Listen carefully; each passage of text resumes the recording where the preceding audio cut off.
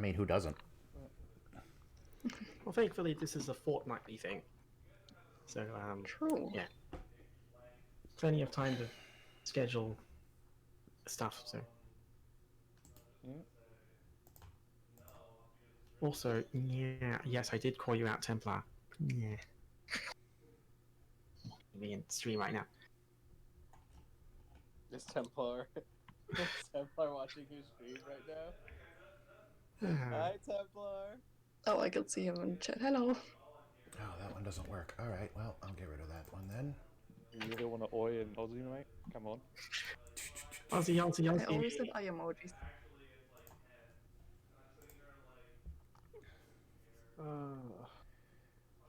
Okay. Activate that. Yeah, so it doesn't look like he's going to be joining. So, you guys, like at least not right now, but you guys ready to start or?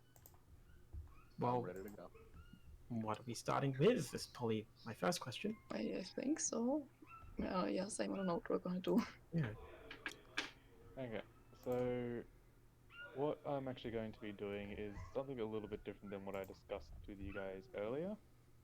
Is instead of like just going with just the custom campaign, it's actually going to be a choice of a campaign for you guys. The custom campaign is still one of those choices, so custom campaign is pretty much your standard D&D campaign. You build characters, go around the world how you want to go around in the world. You basically how you choose how your characters go depends on how how the story develops, and that's pretty much going to be your first choice. There's going to be 4 other choices which have a bit more of a theme to it and also a bit more of a story-based campaign. So out of those 4 choices, the first one to start off with is, hold on a second, I'm just going to bring it 5 in total? So there's going to be 5 different campaigns you can choose from. Yes. Oh dang. That's a very lot. So yeah, there's going to be. I'll quickly post in the Discord the list of them so you can at least check that. Clipboard, where is it? There we go. So that's going to be the list of them. So yeah, first one is set in the custom world. Second one is a war between 3 kingdoms. Basic description of it. 3 kingdoms is under war of struggle and turmoil. Will the kingdoms find peace or be an eternal struggle, only to be lost by the power of another? So that's that one. The third one is a realm set where demons are always a threat to the material realm, basically. So that's going to be called the Devilish Twist. A peaceful land, but as history has shown, this rich land will never be at peace for long. But who will break it? We have our 4th one. It's basically like a jail sort of story to start off with. You've all been locked up in the prison the prison of forgetfulness. You strive to somehow get outside of the prison, but will you be able to get out in time? Or will you be lost to the forgetful sands of time? And then there's the last one, which is kind of one I have been working on myself. Where is it? Oh, there it is. This one is kind of like based off of like a MMORPG style. So, excuse me for my narrator voice. In a world filled with chaos, dungeons, and dragon, brings a chance for a new beginning. Join with your friends to become the next heroes of fate. Band together to bring peace to Tevia, to explore the dangerous dungeons that lie ahead, and to use teamwork to take down the greatest foe, the mighty dragon. Pre-order now for the new MMORPG, Realm of Tevia. Oh wait. So for the 5th one, we're keenly aware that this is an MMO, right? Like we're just a bunch of nerds playing a video game. Yes. There's not going to be any kind of death game where if you die in the game, you die in real life, right? No. Okay. No, but if you die in real life, you die in the game. Yeah. That's not good. I mean, like, that one isn't set completely with a set story where you go from A to B and that's going to be the ending. There can be different parts with all the campaigns. It's not just going to be one set story. I like But- I like that Yeah. Harry wrote not Sword Art Online. just wow. I mean, yeah, I guess. But yeah. So if you guys get to choose, I guess, what the campaign is at the moment. There are some restrictions to some of the games on there, like some of the campaigns. So the first one is the custom realm, as I've told you before. The main restrictions are the races, where you've only got the player's handbook races and also the custom races that you can play as. And the custom races are the ones that I've built myself. For the second one, it is just going like the war between the three kingdoms. That's only going to be set between the restrictions for that are going to be set to just the player's handbook races. So no other races apart from that. Third one is a devilish twist. That's going to be a bit more of a freedom one where you can choose what you like as your race and class. There's not going to be many restrictions on that. For the fourth one, you can play whatever race you want except for certain restrictions because those races will just make it way too easy. And the class doesn't really matter at the start anyway. It's more like how you want to roleplay and how you like want to help escape with the party sort of thing. And then the fifth one is going to be set with just the player's handbook races and just the player's handbook classes because it is.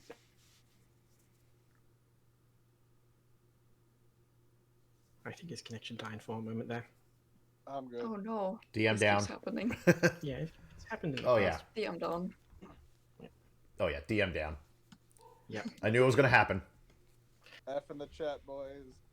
Hey, welcome back. It's not real D&D if the DM doesn't die. when the DM dies in life, the dude die in the game. How Oh far did I no. get? I think you were just ending your sentence. I don't know. No, Or I was what was saying the something last after part you that. heard? The last thing I heard is for the last one, it's only limited to, and then you cut out from there. Okay, so for the last one is set in the MMORPG. So it's going to be very limited where it's only the player's handbook races and only the player's handbook classes because it is an MMORPG. You are kind of limited. So I wouldn't be Sorry. able to play the concept I want. No. Damn it, that was the one I kind of liked. I mean, like with this sort of thing, it's your guys' choices. So if you really want to play the MMORPG, then like in this session 0, it can be a time where you guys can create new characters if needed. It's not just going to be, hey, this is going to be the campaign. This is what you're going to be doing. Submit your characters, and then we kind of leave. It's like a time where you guys get to discuss and learn more about the campaign, sort of thing. I am very And you can intrigued by bring the characters. jail one. The jail Okay. one does sound interesting. I do like that one. They all sound really good, I'm not gonna lie. I am a sucker for sandboxes. I love open-ended stories. Because I love the creativity that people bring to the table. I mean, So I think I want to go with number 1. okay. So one person for one. I'd like to go for the Three Kingdoms one. That sounds like it's full of political intrigue. I'm gonna laugh if we Oh, all no. vote for 1. Not politics. Okay. So we've got one for one and one for two. I'm thinking of going with the Three Kingdoms as well, mainly because like with the idea I have for my character, I feel like it adds a necessary hurdle for her to get by, especially if we're going to be intertwined with those Three Kingdoms. It would also Okay. make it really interesting for someone who has the noble background. That is true, yes.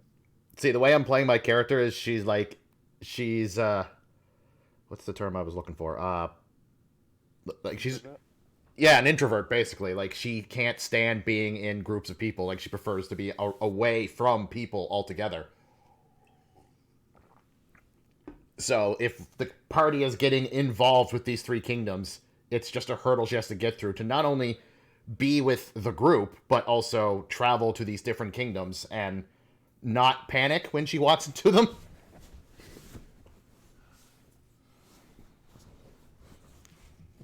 Yeah, so Kinda that's like 2 for 3 kingdoms. Yeah. The idea I have for my character background is something along the lines of nobility as well, so that's why I thought 2 would be interesting. Okay. And what about you, Clav?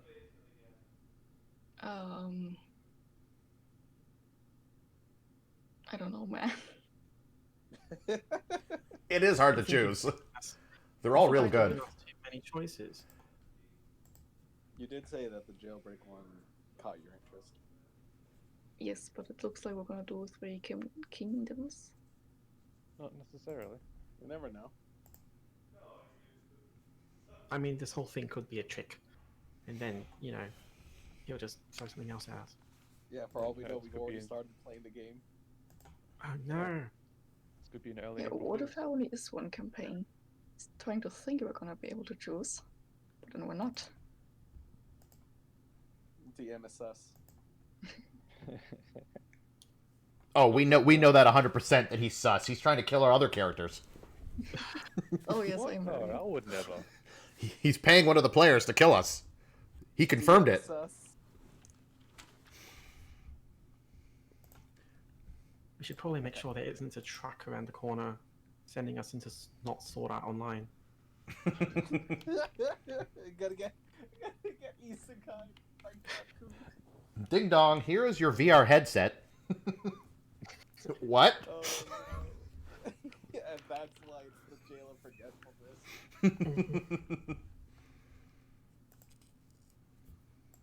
Okay. So it's your choice, Clav, with what one you want to pick. Like, you don't have to vote with the group. You can go for something completely different if you really want to. You can vote with what other people have voted. It's your choice in the end. I mean, I'm still like voting for the person one because it just kind of sounds cool. But I also would be very okay with the kingdoms. Okay. Oh. Prince is online. Let's see if he's going to join. So, do you want to go with the jailbreak? Sure. Okay. Well, we'll wait till Prince actually comes in because he's just come online now. Yeah, I need a tiebreaker. I mean, it's not really a tiebreaker at the moment. It's 2 votes for 3 King. Mm. That is 1 vote for the custom campaign and then 1 vote for the prison. Oh, I thought it was 2 for the prison. I miscounted. Nope. No, right now it's looking like 3 kingdoms.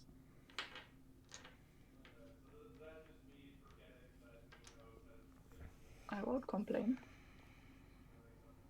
It's very exciting. Yeah, if you guys have any questions about the campaign as well, like to actually understand them a bit better, to maybe change your vote as well, you could feel free to ask.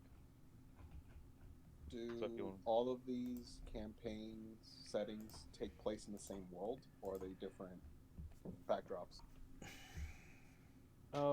They're all technically in their own, like, sort of realms, I would say. Okay. You said that you created the first one. Who created the other 4? Me, I've created all of them. Ah, okay. He is the creator.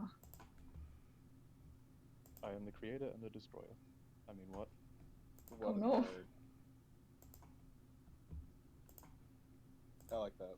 World building is one of my favorite things about D&D, so I'm always very excited to play in custom settings and Well, homebrew settings.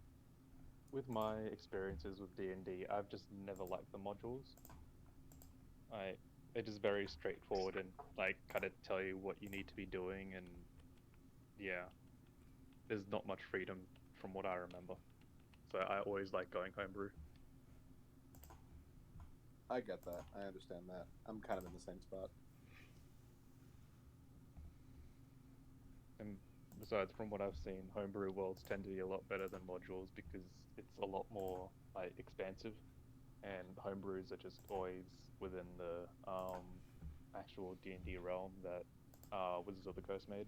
So there's a lot more variations with homebrew. What is it called again? Faerun, I think it's what's called. Faerun? Yeah, that's Forgotten Oh. Realms. Forgotten Realms. Well, Forgotten Realms is a.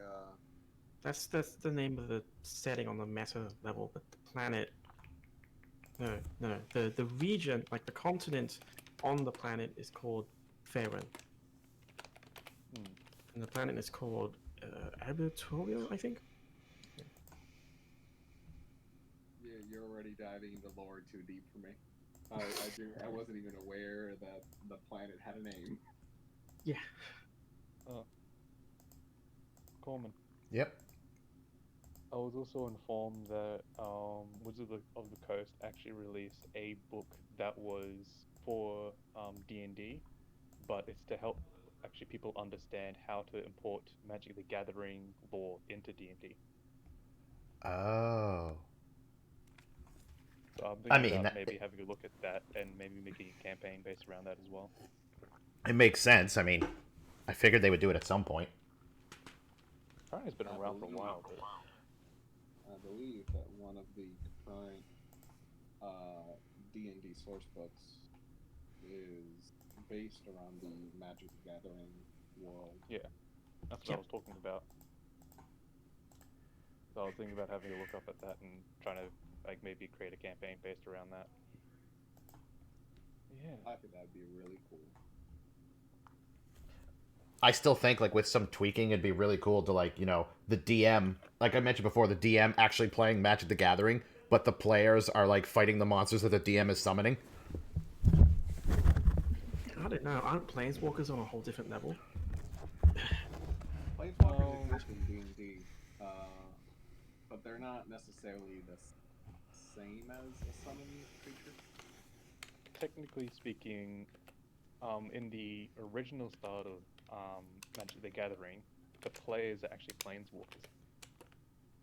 Yeah, that's why I brought that up. It's like, Yeah, but then like over time, it's kind of like planeswalkers have just become like they're not as strong as the players. They're kind of like a weaker version of players. yeah, like they're in more like- second yeah. gen Magic the Gathering, the planeswalkers got like a G level, so there's like second generation planeswalkers that are weaker. Yeah. And so they're, I guess like they're kind of like the really strong humans you would normally see in like let's say like an anime or like a movie or something that would kind of be like a main character sort of thing. That's how I'm thinking like those planeswalkers work. So what you're saying is planeswalkers are just isekai characters. Basically, yeah. I hate this game. I don't think any of this means help. It's an anime reference. Of course it is. It's okay. I think you're the lucky one for not knowing. Okay, I'll consider myself lucky. So is who are we missing, or is everyone here? We're waiting on Half Baked Prince, but I reckon he's got a couple things he needs to deal with, and then he also has to start up stream and then come join the voice call, and yeah. So Another it's gonna be a stream. little bit. Should we continue to wait, or should we proceed forward? I mean, I'm using this time for him to join the VC and that to actually allow you guys to ask questions. So Okay, that's fair. So since it's looking like we're gonna go with the demon setting, not demon, No, Three Three Kingdom Kingdoms. setting. Can you tell me about is it 3 separate countries or 3 separate kingdoms within the same nation? it's 3 kingdoms within the same like country sort of thing. Okay. Is It's it kinda kind like- of like China? No, I was thinking more of like a system how England used to be, where it had like the four kingdoms, like the four kings. Yeah. That's kind of what I was thinking too. Yeah. Okay, so is each kingdom? Why? I guess I shouldn't ask that because that's like a huge plot question. Why are the three kingdoms at war? Just tell Well, us the the three whole. kingdoms at war because one king stole bread from another king. One king called the other king fat. You know what? Honestly, I wouldn't put it past the noble. Yeah. All right. Like throughout history, nobles have gone to war for less. So, Yep. huh. I just realized that you posted the different campaigns in room 1 instead of room 2. And we are also Yeah. in room 1. Yeah. Oh, supposed to be like that? Yeah.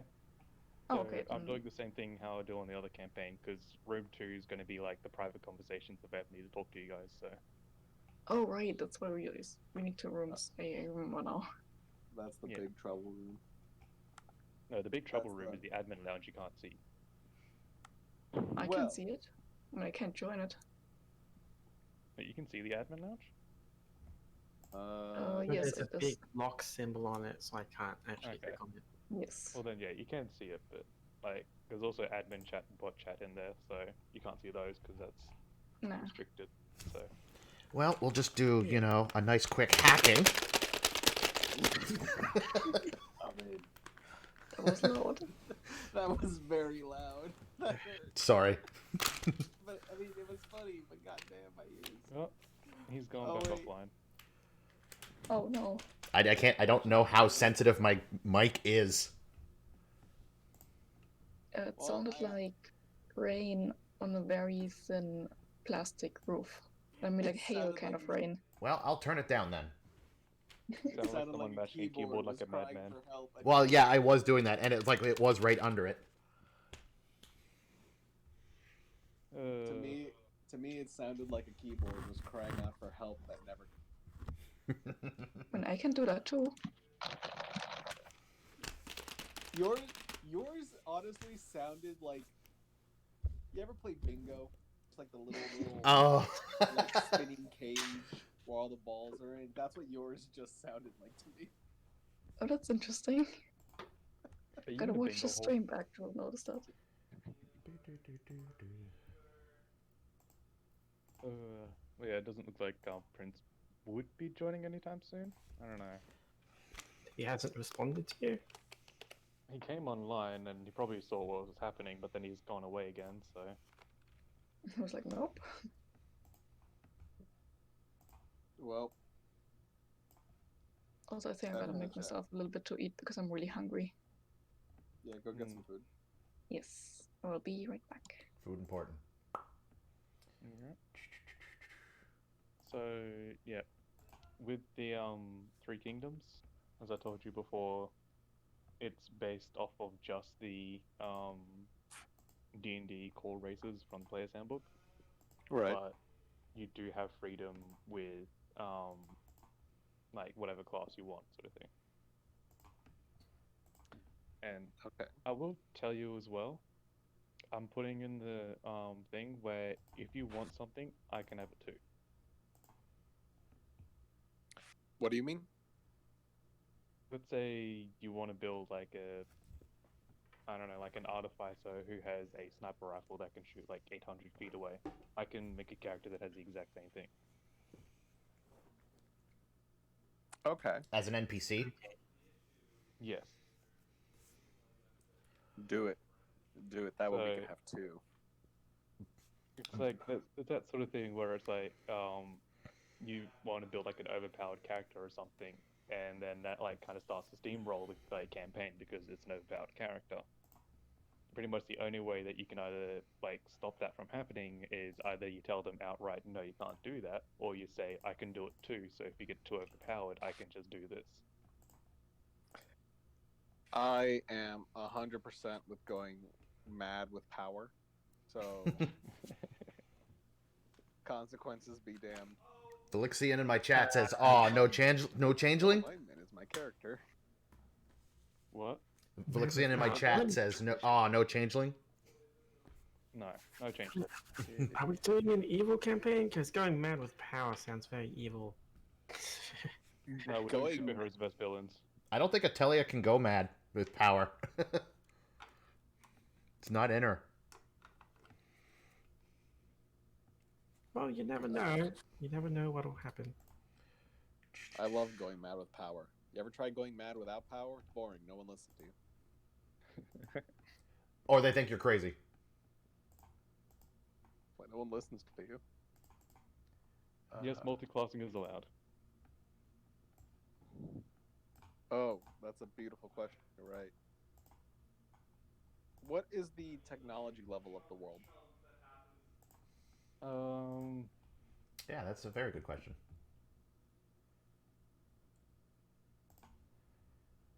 Man, I don't.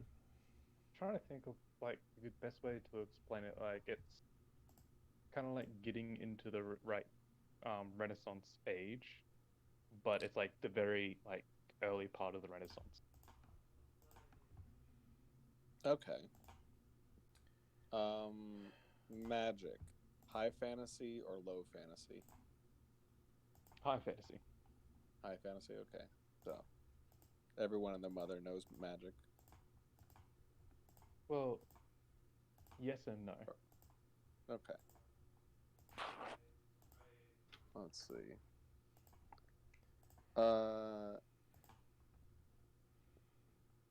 Is evil and good, are they static, rigid things, or is morality as gray as it is in real life? I mean, it's not as fun if it isn't like real life, isn't it? That's an interesting question. Well, the thing about it is that paladins have the ability to sense good and evil.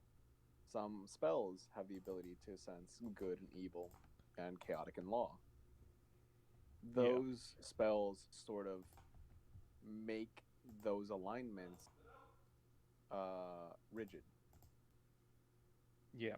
But So when sorry, you how go. Interrupt. how I tend to deal with these sort of things is there's always no set alignment. It's always about like, let's say you start off as a character as a lawful good person, but then as the campaign goes on, you might make some decisions over time, and then you might eventually become like a chaotic evil person sort of thing. It all depends on how your character develops in the story. And so, like, there is the set things where it's like, is this person helping out the orphan children? Yes, that means he's good. But then you might actually go into it and like you realize that this kid, like this guy, is actually helping out the orphan children to not actually help them, but to eventually enslave them and make them like his workers. So that eventually becomes a bad thing. It's all about like the motives of the actual character. So it depends on how much you want to investigate into it, and like it is more on morality and that sort of thing. But yeah, Personally, I like gray morality, as opposed to like rigid alignment. I mean, I always like being neutral. Gray lets you pick the most natural decision, you know? I mean, Neutral's fun.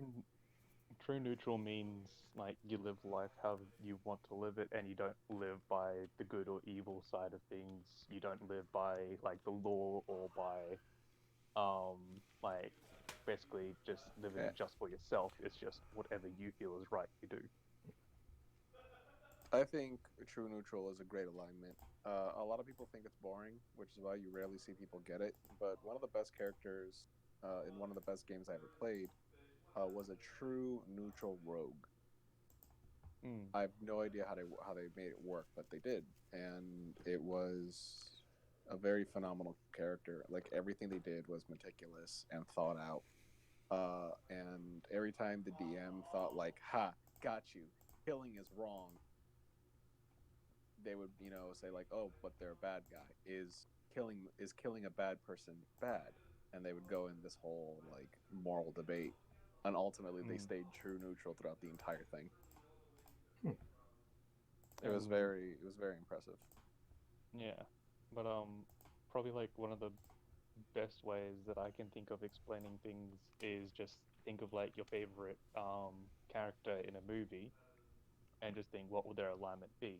Like you see Han Solo, a lot of people think that he's neutral chaotic, but I think he's good chaotic because he always has the best interest of others, but he does it his way. He doesn't really care about like laws or anything like that. He goes around and does things how he wants to do it, but he always has the best interest of others at, like in his mind, even if he doesn't like it. That's like, yeah, throughout the course of the story, yes, but at the beginning of the story, he was only looking after himself. Yes, that Yeah. would have been like like chaotic neutral. But towards the end, yeah, he is more of a good, like neutral, a chaotic good.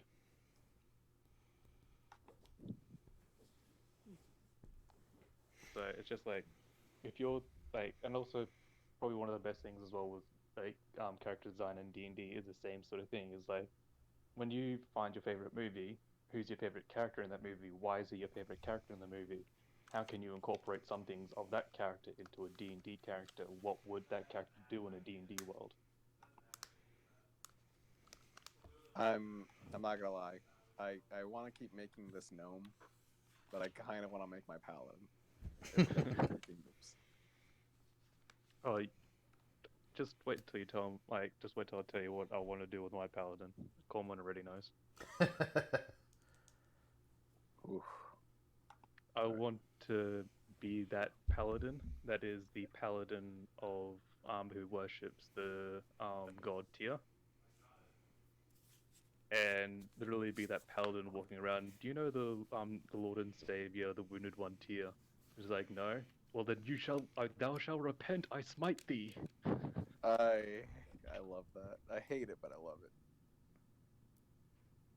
If it's I done wanna be right, that it's a sort of great character. If paladin. it's done wrong, it's a headache. I mean, it's not going to be like walking up to absolutely everyone. It's more of like, who's this person that he could influence at this certain point in time?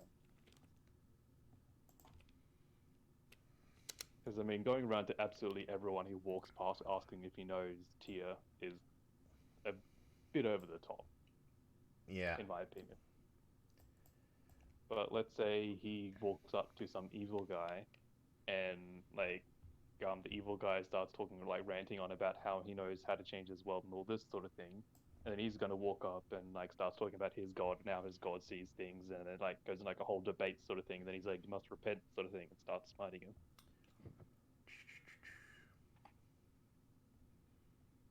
Oh my god.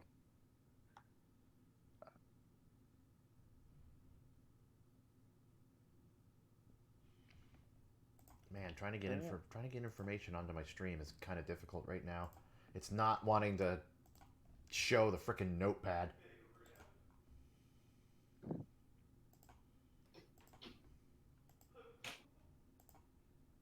In your world, can a paladin that's sworn an oath to veganism eat a treant? I mean, technically yes, because every single plant is alive.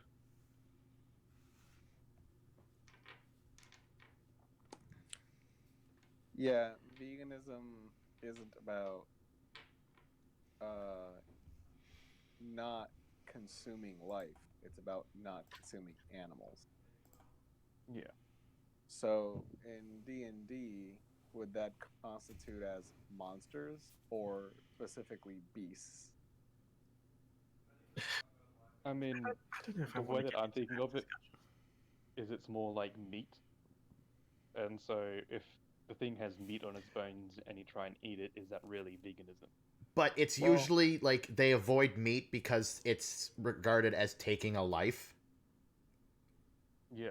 So Well, it veganism does follow back into the life thing.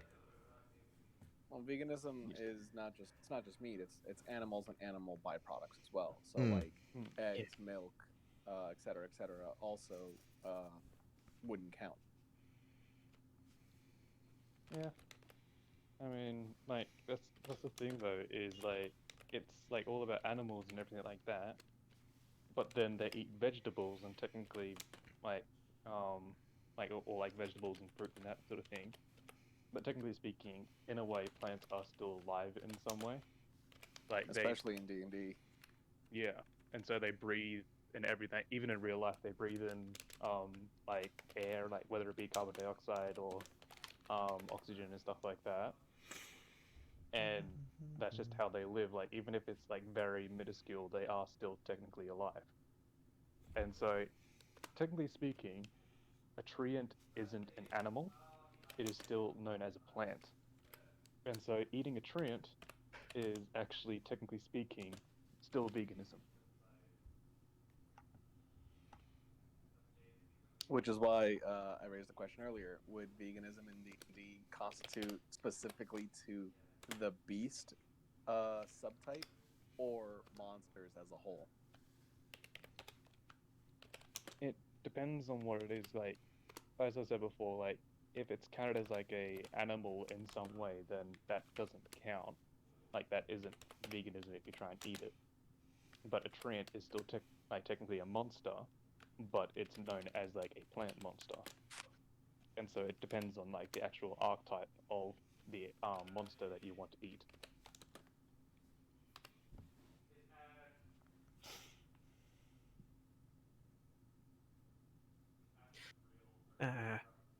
Let's change the subject away from veganism Oh, because this I is had getting an weird, to be organization. honest. Or my bad, sorry.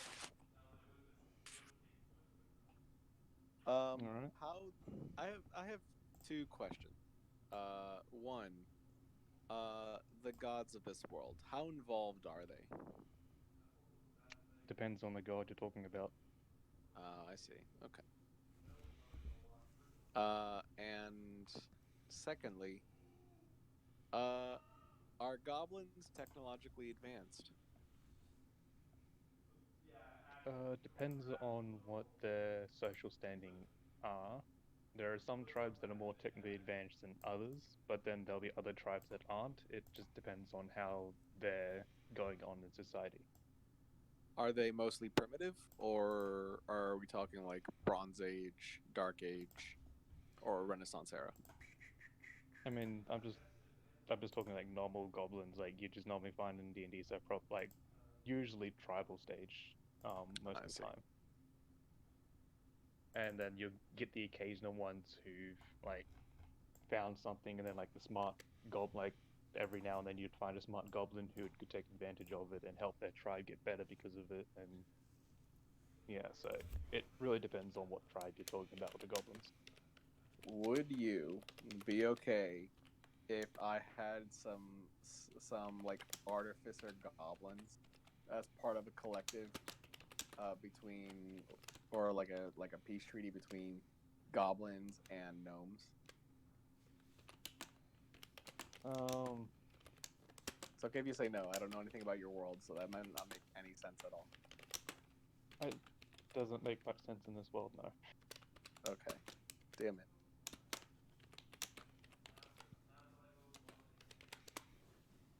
Like by all means, you can have it in like as one of your character's goals in this game to try and get a peace treaty between goblins and gnomes or something like that, and Uh, try and get artificers involved with it. But I wanted to have a sort of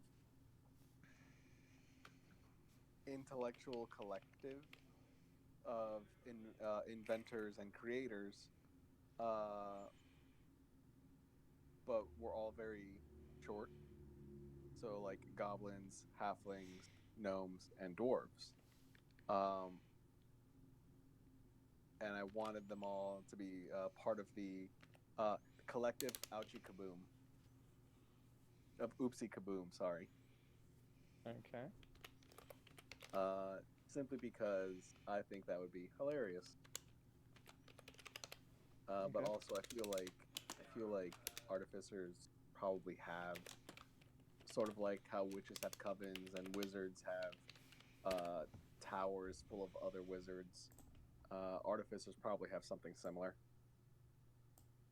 I mean, yeah, you have like the Witch's Coven. You tend to have like like like a wizard's guild or something, but there is always like a artificer guild as well. So Oh, that's perfect. Okay, good to I know. mean, it's a fantasy world. There's probably a guild for everything if you look hard enough. Oh man, if we had the MMO, there'd definitely be a guild for everything. Even sure that doesn't make sense. Welcome to the Clerics Guild.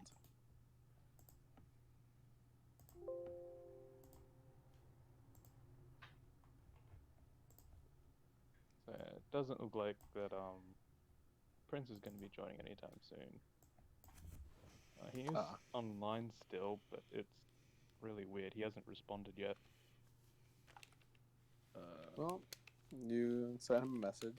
Unless you Yeah. want to give him a call, I would say you've done everything you can. I just sent him a message now. See what he does.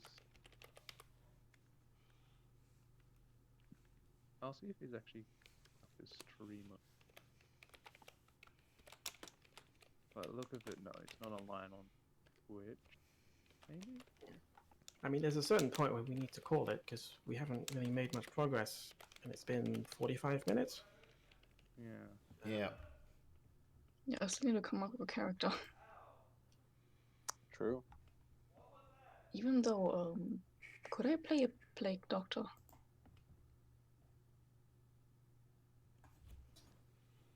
Plague Doctor. Uh, Like, in yes. what way? I don't know, just like in looks, because I like how they look. I mean, yeah, it also depends on what class you have as well. Yeah, I haven't gotten to that part yet. So, in Tasha's, what's the name? Tasha's Cauldron of Tasha's. Everything. Thank you. Yes, in Tasha's Cauldron of Everything, they released a new monk subclass that is basically a plague doctor. Ooh. It's the Hand of Mercy monk, and Yeah, they're beautiful, and I looking at love that. them. Yeah, so the thing with the Hand of Mercy monk is when you go like I'm pretty sure like with the Hand of Mercy it's basically revolves around like medicine and healing and that sort of thing. But whenever you're going to be doing medicine or healing, you put on a mask. And that mask like signifies like I guess what you do sort of thing. Yeah, no, I mean, the funny thing about that is that it says you have a mask. It never really says you have to put it on. I was looking at that You just- before, and it said that whenever you go to do medicine or stuff like that, the Hand of Mercy monks usually put their masks on. Oh, it's so cool. I love it. You can just punch someone back to health. Monk, Hand of Mercy. Oh, it's the Way of Mercy. Yeah, I'm bringing this up now.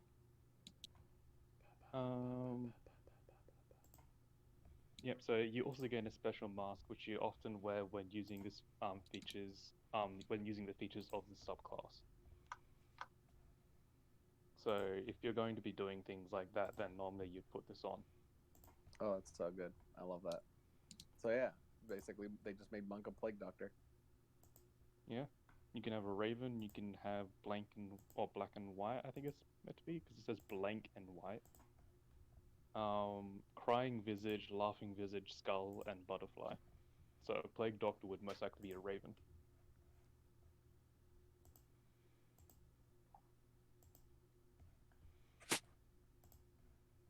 So now you can be the best fighter and the best healer in the party at the same time. And I was making a joke with someone where you make a wizard and like you start off as a wizard at level 1, do normal wizard things, but then once you get your wizard archetype, and you go to the 4th level, you put one level in monk and you start leveling that up. Oh my god, the fist wizard. And so I was like, oh, I'm out of spells. Oh, I guess I'm useless now. Walk up, smack. Punch wizards are a classic in D&D. If I this is gonna reveal my age. if I remember correctly, that they became really popular in second edition, where I mean, I wouldn't be stats surprised. were completely different. Hmm. So yeah. He hasn't responded yet, so I'm not sure if he is joining or not. But with No. how things are going, looks like we might go with the Three Kingdoms as the campaign. Okay. Seems like it. All right. Yeah, Yes. I'm chill with that. Okay. So, if you need to change your characters or make a character, now is your time. It's pretty simple. Basically, you have the only the fifth edition races in it, Mm-hmm. and yeah. So if you need to modify anything, just tell me. And if you need help, then you can also ask me for help as well. I'm here to help you in any way. Cool. Campaign Heroes of the Three That's- Kingdoms. I don't think. I think heroes is gonna be in quotes. Ah, yes. I like it. Just like our other group.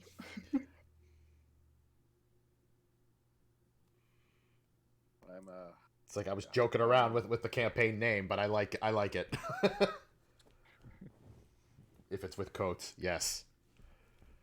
heroes with coats. Alright. So I know Corman already has his character. I'm guessing, Leon, you're still going to be having your artificer. With your permission, Yeah, that's fine. then I mean, it's just a note with an absolutely. artificer. But yeah, Yuri, have you already created your character? I think I just finished making it. Oh, I I hear can this share character. the sheet if you want. I mean, if you want to send it, then yeah. Yeah. And Clav, have you got anything to do with your character, or are you going to make it now? I will be making it now. I do Okay. have like a vague idea. Maybe. Forgot to add spells. Whoops. It's fine. Who needs spells? I have picked up the most powerful spell in the game. And what and spell I'm is that? sorry. I want to apologize right now. Break with prestidigitation. Oof. yeah. Yep. How could you? It is the most powerful spell in the game. Can confirm. Okay. So, yep. So, Clav, for your references to what character you might want to make, we have Corman playing as a half elf ranger? Wood Elf Ranger. Wood elf, okay. We have Eerie as a half elf sorcerer, and we have Leon playing as a half elf, not half elf, gnome artificer. Yes, a rock gnome artificer.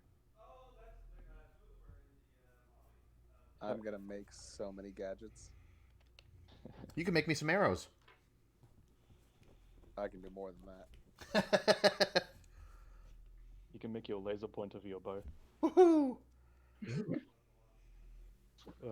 Yep. So, do you have any ideas of what sort of character you want to make? I mean, for a race, I was kind of thinking human again because I don't know. That just seems like a race I play a lot. Human is safe. Human is safe. Like Pretty you can't go wrong with that +1 in all stats. If you choose to just go a regular human and not a True, variant. There's also the variant. Though for Clav, I think a variant might be a bit confusing for him. But yeah. So basically, with a human variant, it's usually you pick +1 in I think 1 or 2 stats, and you gain a feat as well. And one skill of your choice. Yeah. And a language of your choice. as long as it's not a secret language like Thieves' Cant or Druidic. And What? using not a wider known, or a less known one, like either like Infernal or Primordial or stuff like that. Either. I believe you can actually have those too. Well, it really depends on the DM. No, that's true. Everything depends on the DM there. So, from my knowledge, most DMs don't allow the unique languages to be involved with it. Usually, just pick one that are more common. So, bet you're surprised about something, Erie? No, I was trying to make a joke about thieves can't. Thieves can't what? Ah, Never mind. I can't tell if you're being sarcastic. don't make jokes about rogues. Hurt my Levia feeling. I love my rogue. I also love my rogue. So, Clav, Yes. with the first character that comes to your mind, what is your most favorite character in any movie you've seen? Oh no. I don't Wick, watch a lot of John. movies. John Wick, movies, John Wick. TV shows, games you've played. What's the first character that pops into your mind saying like he's my favorite character, or she's my favorite character, if you will? Oh shit, I actually gotta pull up my list of favorite characters because I just forgot every single one of them. Wait, here's a good question because this always helps people. Have you ever watched The Princess Bride? I don't think I have. You need to watch that because it's beautiful, great movie, and I think you would enjoy Okay, it. I will keep that in mind. What do you have a favorite book that you enjoy? No, but I play a lot of video games. Do you have a favorite video game? Oh no. I mean, I do have a lot of games that I like, but I don't know. I have not a favorite right now. I can think of What Jet Set is- Radio. Jet Set Radio is a beautiful Yes. game, and I miss it. Yes. What character from Jet Set Radio, like when you hear Jet Set Radio, what's the character that comes to mind first? Captain Onishima. Tell us about her. Huh? Tell us about it. He is small and angry and shoots rubber bullets at teenagers on skates. He's not I on think- skates. The teenagers are on skates. I To me, think you that should make a sounds like character a- that's small and angry. To me, that He yells. sounds like a halfling barbarian artificer. No, I don't think I could play like someone like that Why not? because I would have to be confident and act like I'm angry, and I can't do that. I mean, it's not something that you have to do. Like it's like with that you don't have to be the full on angry or like always angry, always going around doing whatever you want sort of thing. You can just have a small influence of that in there. Like let's say you play a barbarian, and then when you rage, that's how you act when you're enraged. I once had a barbarian human, and their name was Calm, like Kalm. And Oh, that's ironic. they never yelled. They never acted out outlandishly, and even when they would get hit, they wouldn't get mad. But when they did get mad, and they raged, they were a like frothing at the mouth kind of person. But it took them a lot to get there. Barbarians and their rage are really cool because you, as the player, choose when to activate it. So when you do have the confidence to get mad, whether it's because the scene, gives you that confidence, or you yourself just dig deep and pull it out, you can choose to rage right then and there, and then just scream into your microphone like it's a concert. I don't want to wake up my dad. Here's another question for you, Like, I though. know what you mean. Like, out of our other campaign, who's your favorite character of the other campaign that we play? I don't know if it's gonna sound selfish, but I still like my character the most. But okay, besides Marley. Oh dang, I don't know.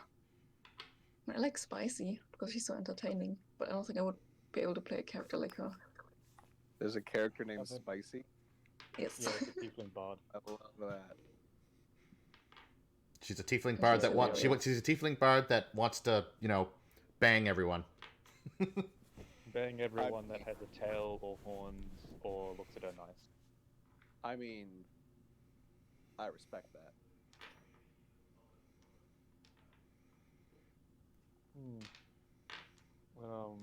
Yeah, so it's like the thing is like you can play a human if you really want to. We're not saying you don't have to. We're just trying to help you get to that point of thinking outside of the box with characters that you can start to feel more comfortable with. Because like you don't have to be the best role player in the group from session 1. You can build up to that. True. Like, we're not expecting you to come and lead the group, tell us to go fight a dragon at level 1 sort of thing. We're just I am. expecting you Let's to come do in and that. have fun. We're just expecting you to have fun. Knowing you, So- Fluffy, you would drop a dragon at us at level 1. Well, you I guys would can like to handle touch Elder Dragon, right? A blue elder dragon named Burhart. Nah, no thank you. Maybe, I- maybe with my Dragonborn character from Skyrim. But not Who's gonna throw me off a tower?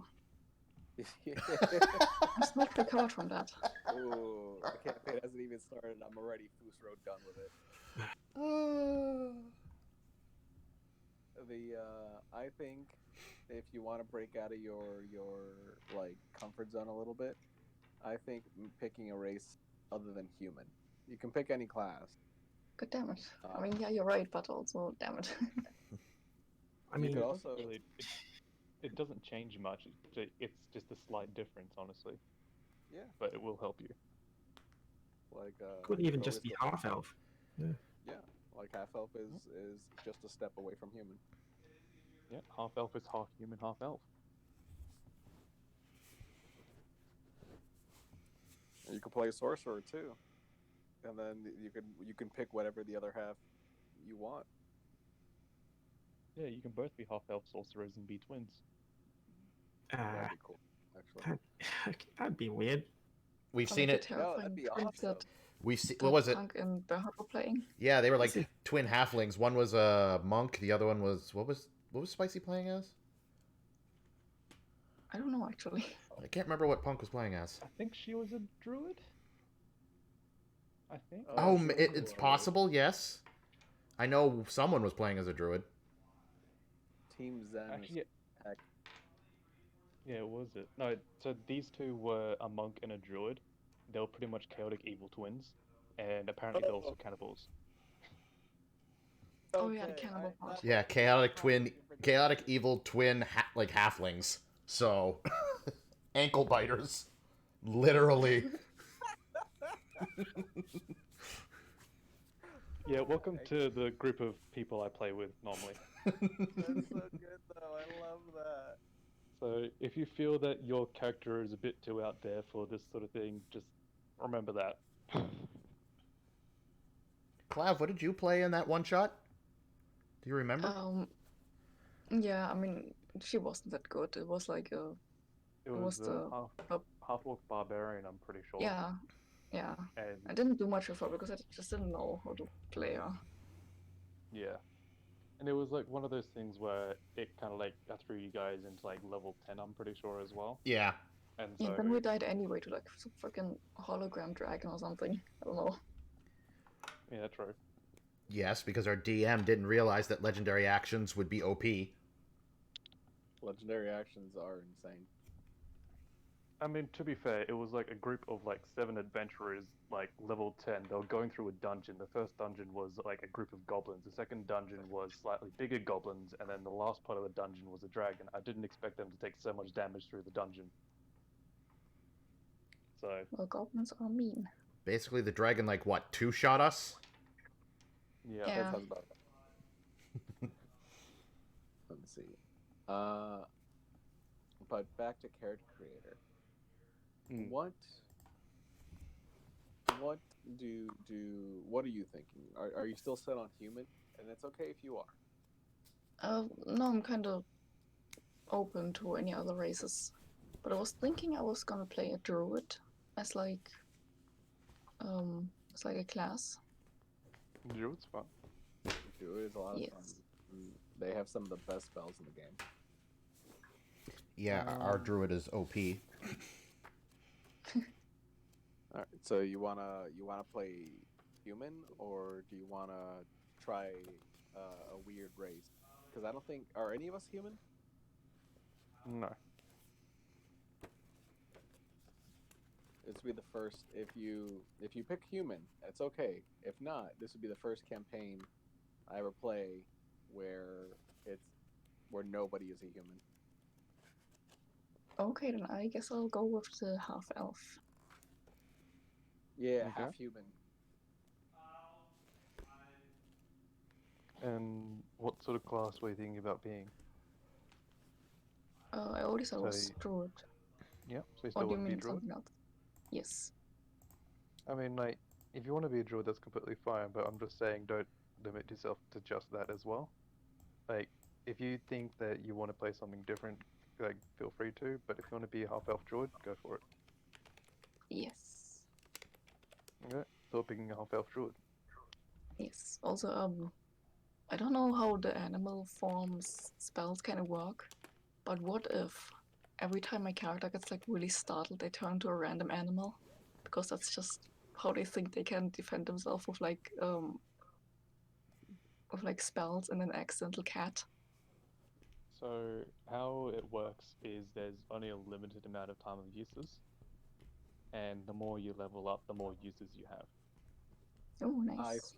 I think you getting startled into a bunny form and like jumping away is a damn good use of wild shape.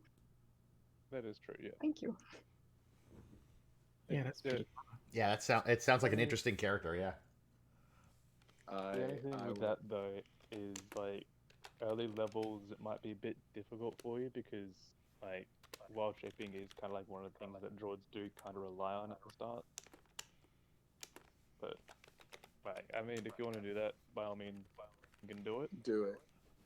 Yes, I Do will it. do it. Yes.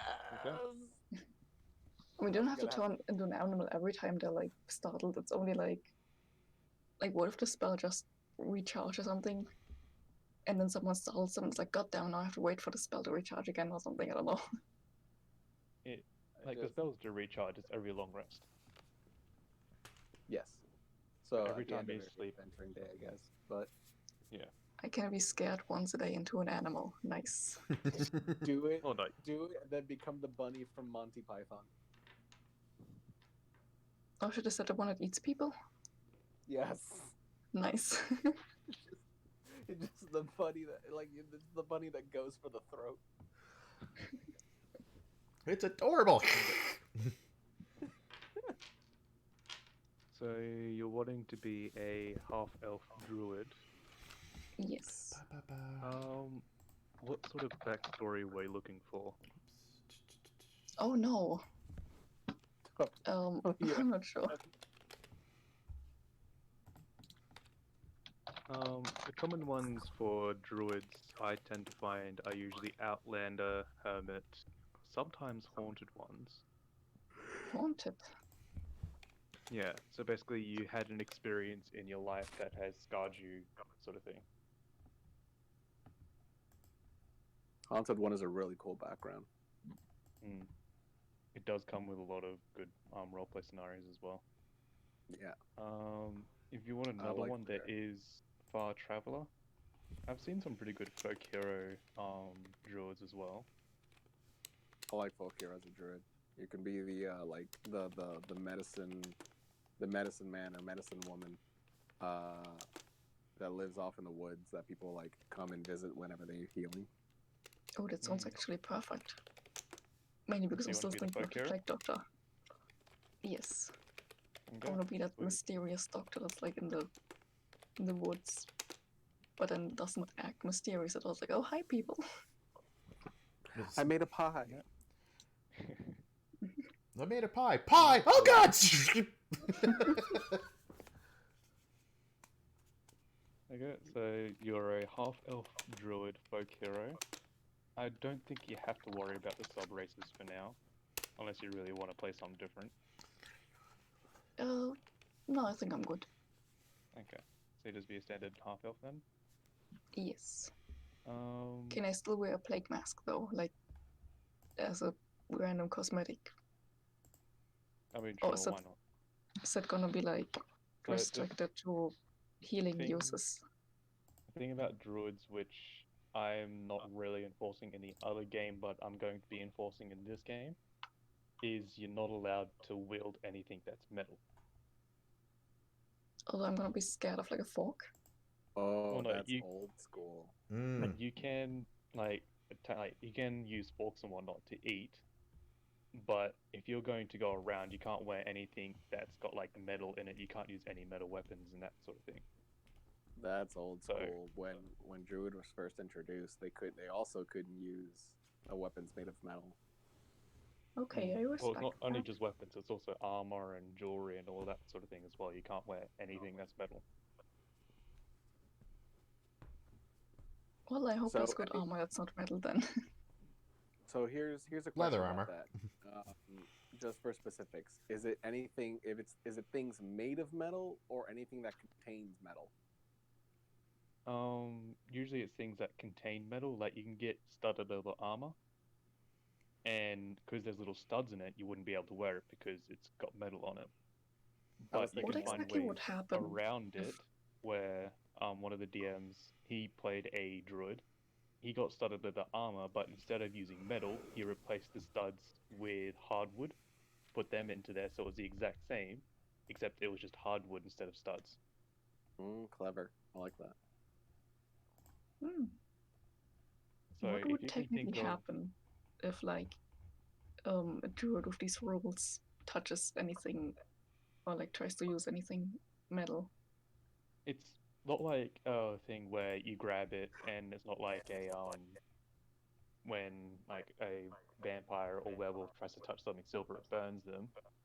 It's basically like druids live off the land, and metal is something that humanity's made, not what nature's made. Oh, so just And so- metal phobic. Okay. Yeah. So it's not like you can't go in, you can't grab a fork or something, and you're gonna die, sort of thing. It's more you don't like. It's not like something that you want to rely upon. You rely on nature, not what men made. Okay, I can see that. It'd be hilarious if someone just like locked you in a closet and you couldn't escape because the doorknob was made of metal. I mean, that would be one way to do it. I mean, technically you rely on the doorknob to get out, so you wouldn't be able to touch it, right? Yeah, I suppose. Like it's one of those things where yes, you can touch things in a metal because it doesn't damage you. You just don't like using it. So if it's like a life or death situation and the only way that you can get out of it is to stab someone with a sword, it's like that moral dilemma is would your character grab that sword and stab them to survive, or would he not do it because it's against his like way of living and he always lives to it? I like that. Yes, that is interesting. Hmm. But before we get too in depth with the roleplay, we need to actually create a character first. Yes. Oh, right. So I'm going to be creating it through this app to like help you understand how to create a character sort of thing. Yay. So we're on to selecting through skills.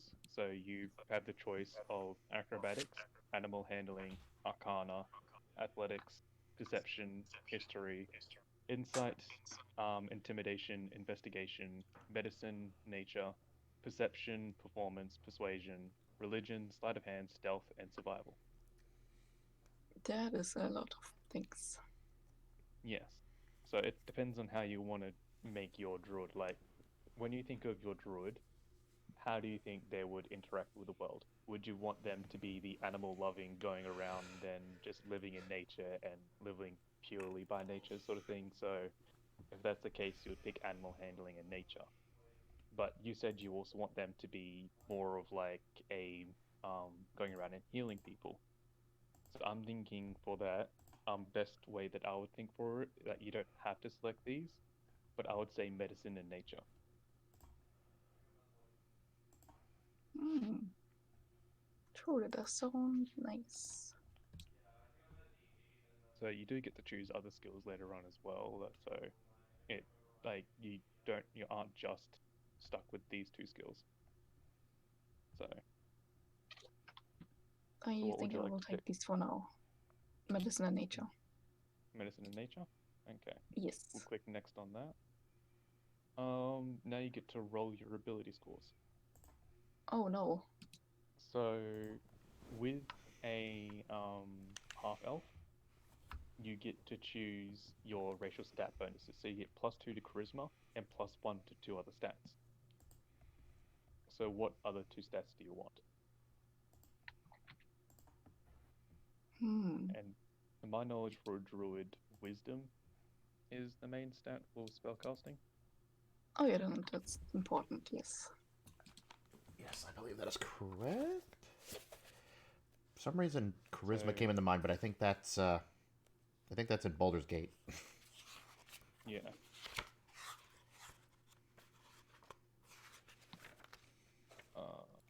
Let's go character, Spellcasting. druid. Wisdom. Yeah, it is wisdom. Yeah. Okay. So I would suggest putting one of your +1s in wisdom. And how would you want So your plus druid? one. Yep, so you get the +1 racial bonus to wisdom. So when you roll your stats, you'll add a +1 to wisdom. Okay. And how would you like your the other stat to be? Like you can do this more role play. You can do it with more like how you want to build your character. Like how are you thinking this character would be?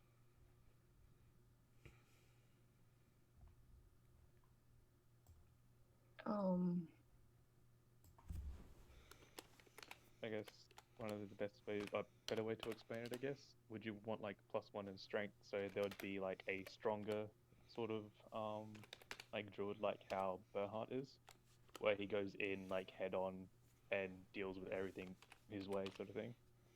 Do you want to have like a dex based druid where you like are like either very agile or you like to do things from a range, so like deal with threats from a range?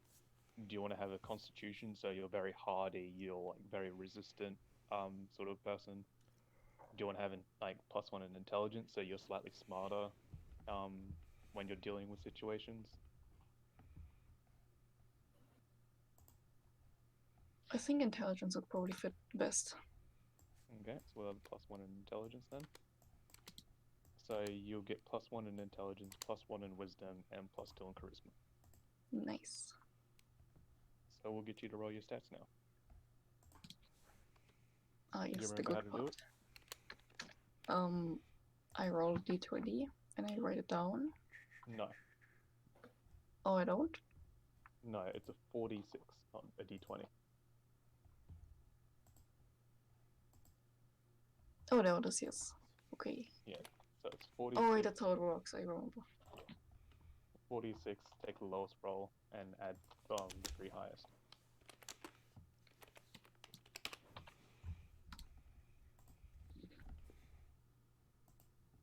And then you roll that 7 times. Oh, I need notes to write it down.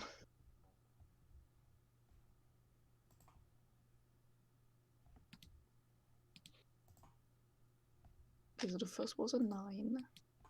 The lowest is 1, so I guess it's 8 then. So you got 3 dice, adding together is a 9. No, that's the 4 dice. Yeah, so you got 4 dice, you roll them all together, and so how many ones do you have in that? Just 1. Okay, You can choose to re-roll that if you want to, or you can have it so you don't have to. So you only use those 3 higher ones.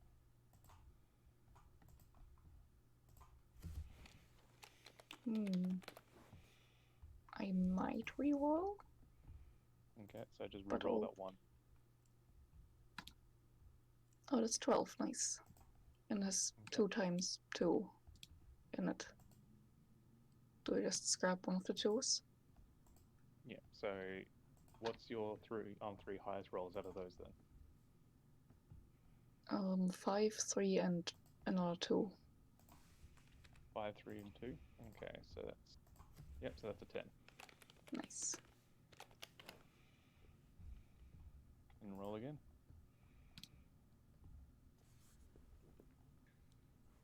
Okay, that's a 17.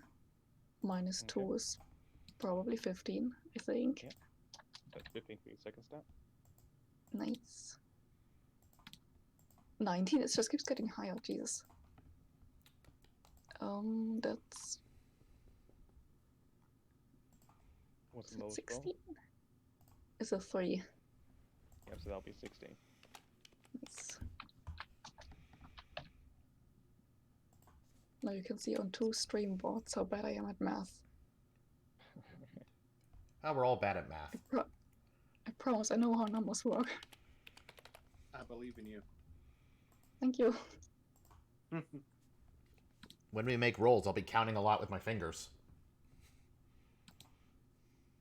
That makes me feel better.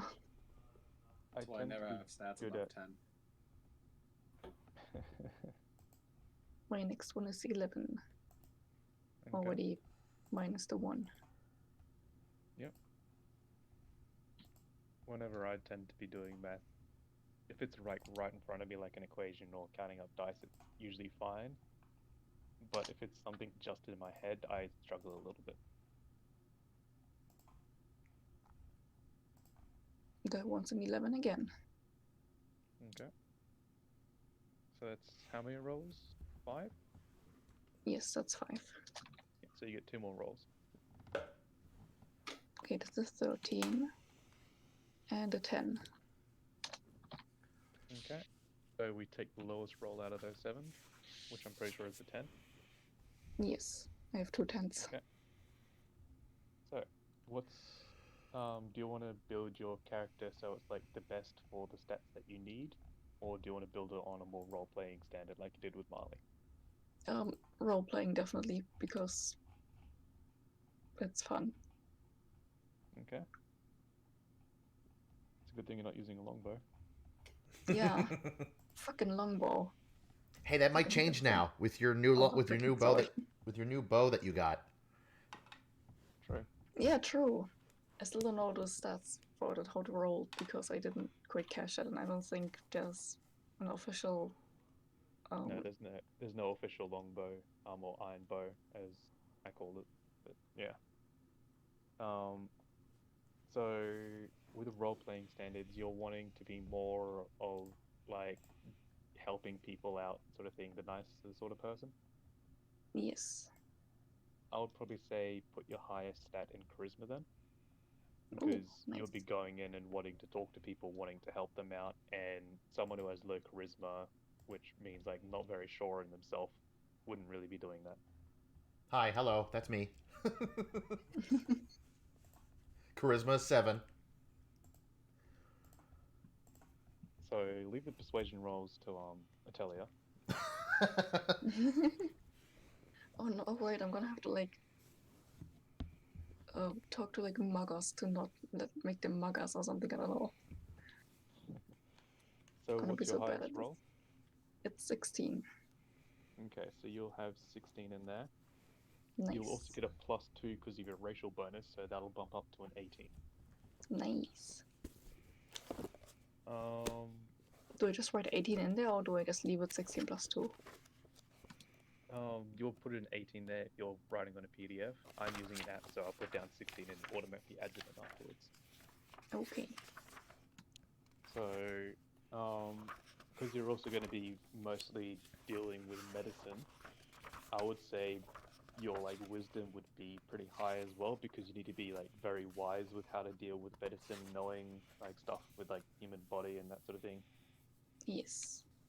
So I'll probably say put your second highest roll in wisdom. So what's your second highest roll? The 15, which Okay. would be, I guess, 16 because of Yep. the plus. Yep. So that'll bump up to a 16. And then from here you did want your character to be smarter. So if you have another high roll, you can put that into intelligence as well. Did you want to do that? Hmm. Maybe. I mean, he could be some kind of an idiot, so like, like not idiot So as in not knowing things and facts, more like I mean, having a high intelligence doesn't mean that you know absolutely everything in the world. It just means that your character is like very quick-witted and knows how to learn, like understand things better. oh yeah, I And would so, think that it was right, let's say you pick up a book, a low intelligence character will take long to understand what the book's about than a high intelligence character. So that's like then I the sort of suppose thing the that you have 13 to is weigh. going into intelligence, Okay, so put a 13 in there. or 14 because of the plus. Yep. So there's now strength, dexterity, and constitution.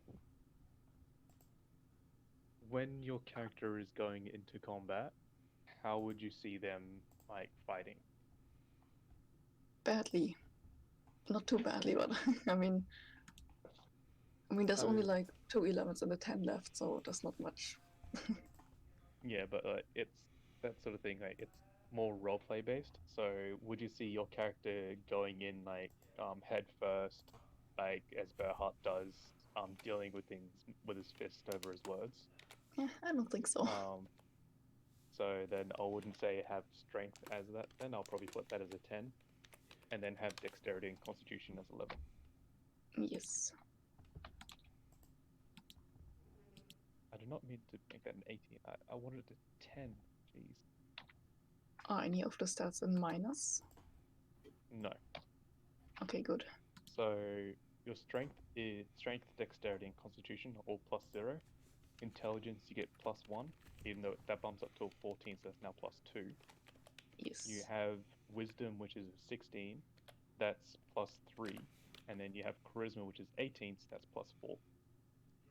Wisdom +3? Yeah, wisdom is +3, and charisma is +4. Oh, dang.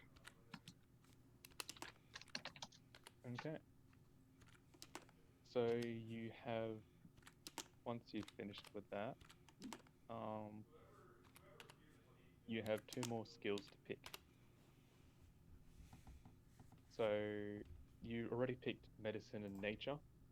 Because Yes. you went with the folk hero, I'm pretty sure it is, or it might be druid, you automatically get animal handling and survival. Nice. Yes, I wanted animal handling. And so you get the choice of either, so you also put in survival? Yes. Yeah, cool. So you have the choice of 2 of these 4 skills, which is Arcana, Insight, Perception, and Religion.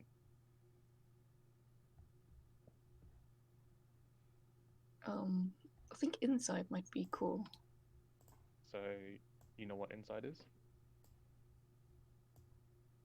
Not entirely. So let's say Leon here tried to persuade you to go and jump off a cliff. You should go jump Insight. off that. Why would you do that? So insight would be a way to like understand whether he's like joking, whether he's being like dead serious and that sort of thing. So a higher insight means a better chance of understanding how someone's talking to you.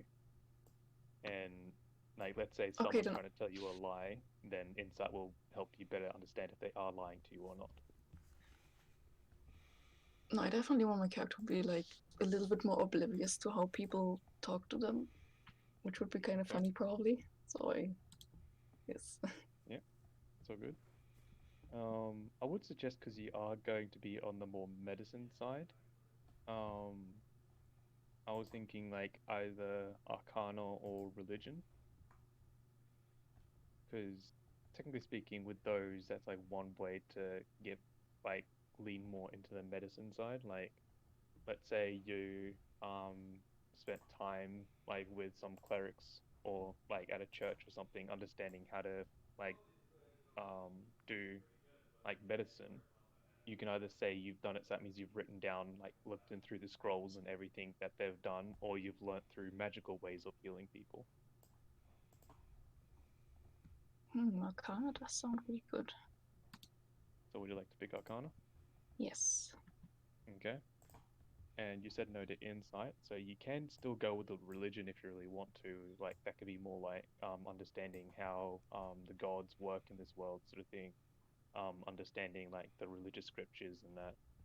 Or you can go with perception, which helps you understand what's around you.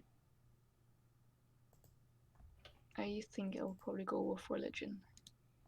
Okay. And then your hit points is 8 HP. Oh, that's very small. I mean, it's a D8 and that's max, so True. We're only first level. yeah. They're babies. So We just you get the choice of a like your this is your equipment now. So you already have leather armor, you Ooh. already have an explorer's pack, and you already have a druidic focus.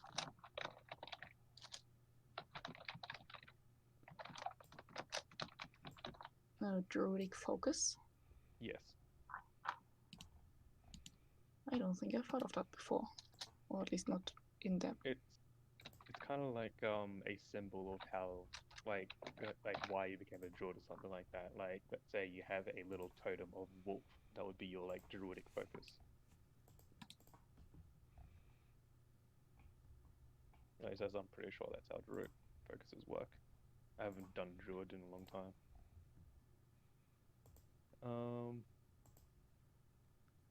So now you get the choice of like your equipment.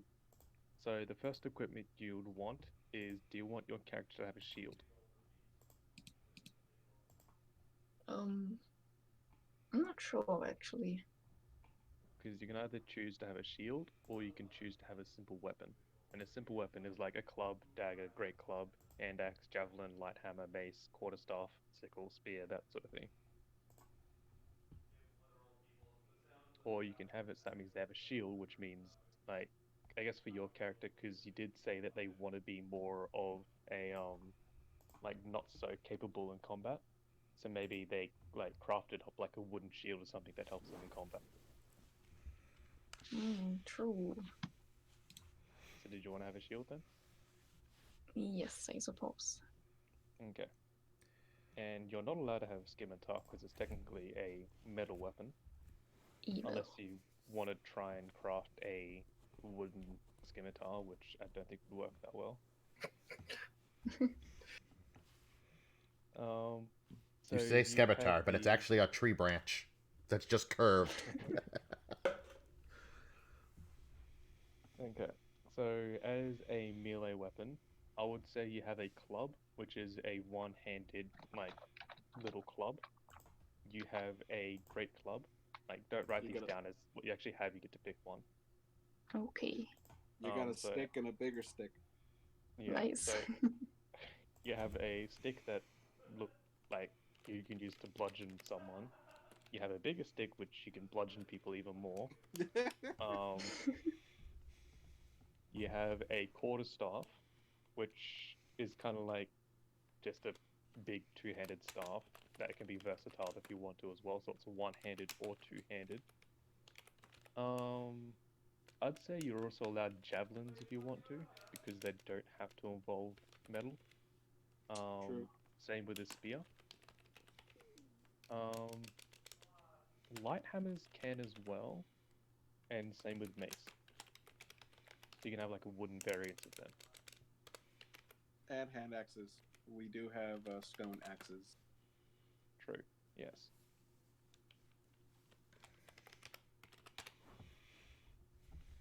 So what would you like to Do I pick? just choose one of them or multiple? Yeah. You can choose one. So this The would basically staff be like sounds very good. the quarterstaff. Yes. Okay, so that can be one-handed or two-handed. And the quarterstaff, when it's one-handed, is 1d8. When it's two-handed, it's 1d10. Okay, that's your quarterstaff. And that's pretty much it for the main part of the character creation. Everything else is stuff you have to figure out on your own. Sort of thing, like what spells you want to pick, what kind of like backstory you want for your character, that sort of thing.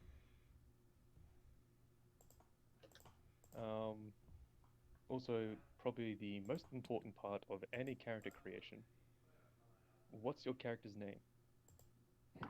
Hmm.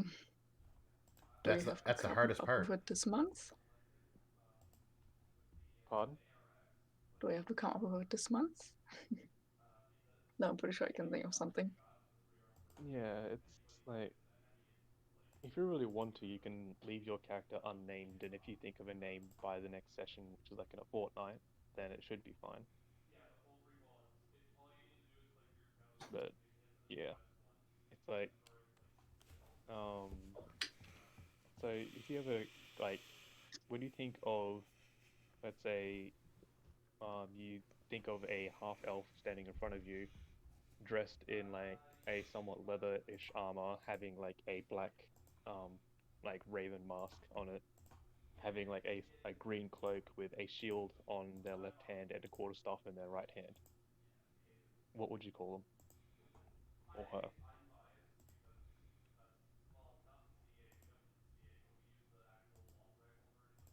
A weirdo? It's like, what are Moss. you doing? What are you doing here? Get out of my house. And if you can't think of any names like that, I can always go to the pre-race names or name generator if you really want to. You can always look that up. Oh no, not the name generators. Um, Stand in awe of the mighty weirdo. okay,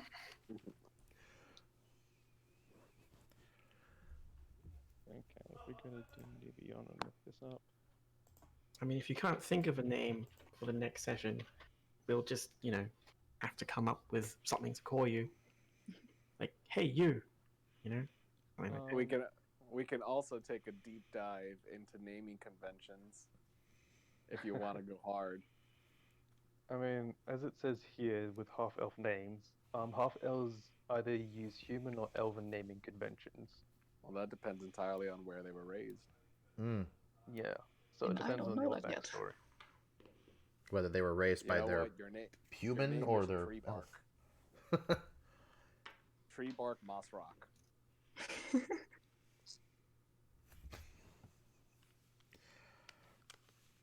Ah, so Okay, father so, was a barbarian, was they?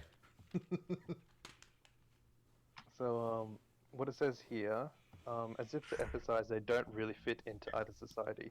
Half-elves raised among humans are often given elven names, and those raised among elves often take human names.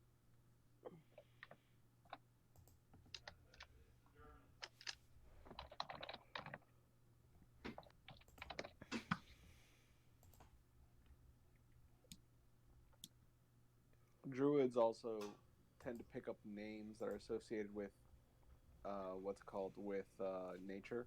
Like, for example, you wear a raven mask, so maybe your character's last name would be Ravenfeather. You know, some just like little things like that. Quick question. True. Do you want your character to be male or female? A boy. Okay. Boy. Boy. I already love my dirt child.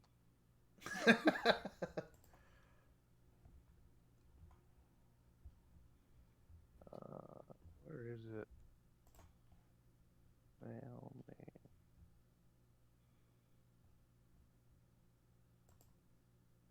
Okay, I'm gonna bring this up for now. Male, generate names, give you an idea. Okay. I don't know So- why, but Mud Puddle is really sticking to whenever I think of your character. So I'm gonna be posting a bunch of names in there. These are just some random generated names that have to deal with half elves. And for me, for some reason, when you said mud puddle, I think like Tim Pole Mud Puddle. Just call him Tim for short. There's a really good nature Oh, one there. for sure. Varian Moss Trap. Bavarian mousetrap.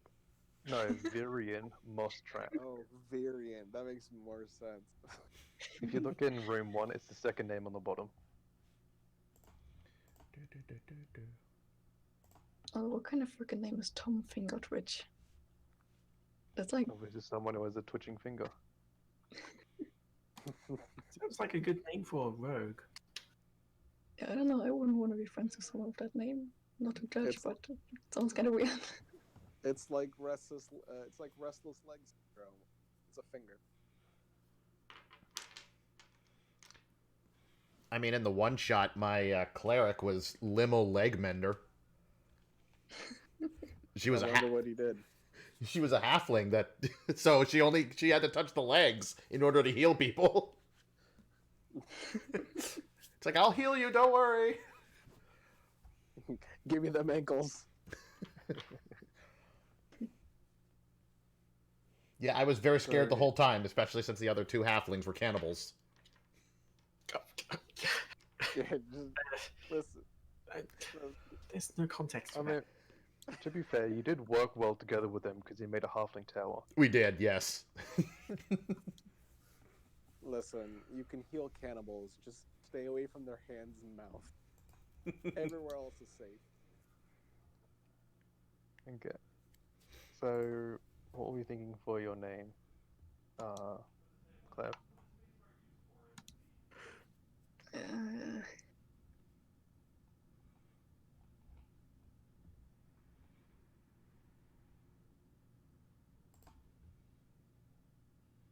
Do you want like a silly name, or do you want a like an elegant name? I don't know. Like it shouldn't be too silly, but also like the most elegant one wouldn't fit either. So I don't know, man. I mean, Amon from that list kind of sounds in the direction, maybe. How does the last name Stillwater sound? Still water? Still, like stay still, don't move. Water. It sounds pretty nice. So need a name that bounces well with Stillwater.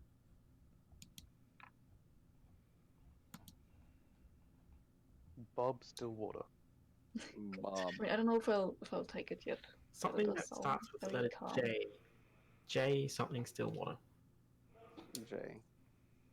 You say you want to make a boy, right? Yes. Common. You thinking what I'm thinking? Julius. Oh no, what are you thinking? I'm scared. Heavy Sage. Jiraiya. Yep. Jiraiya Stillwater.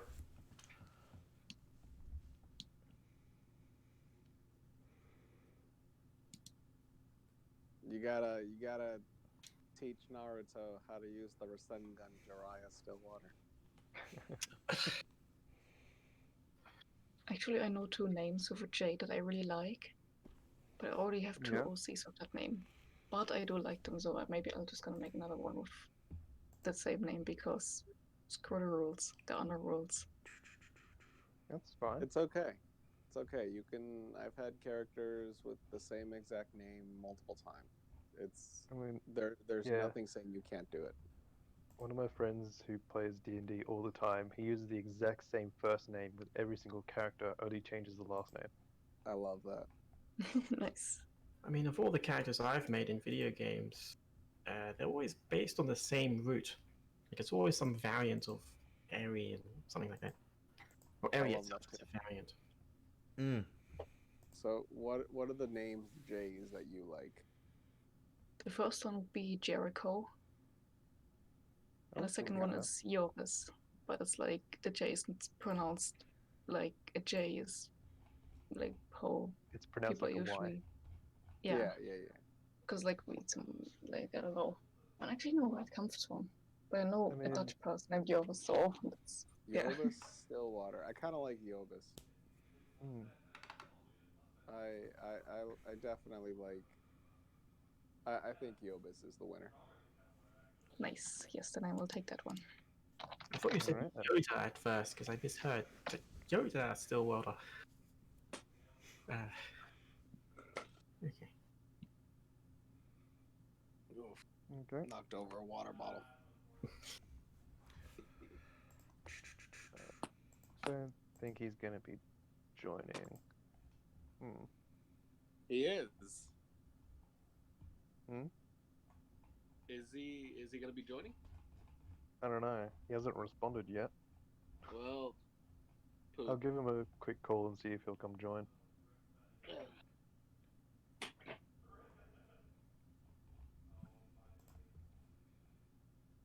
So, Ari, what are you making?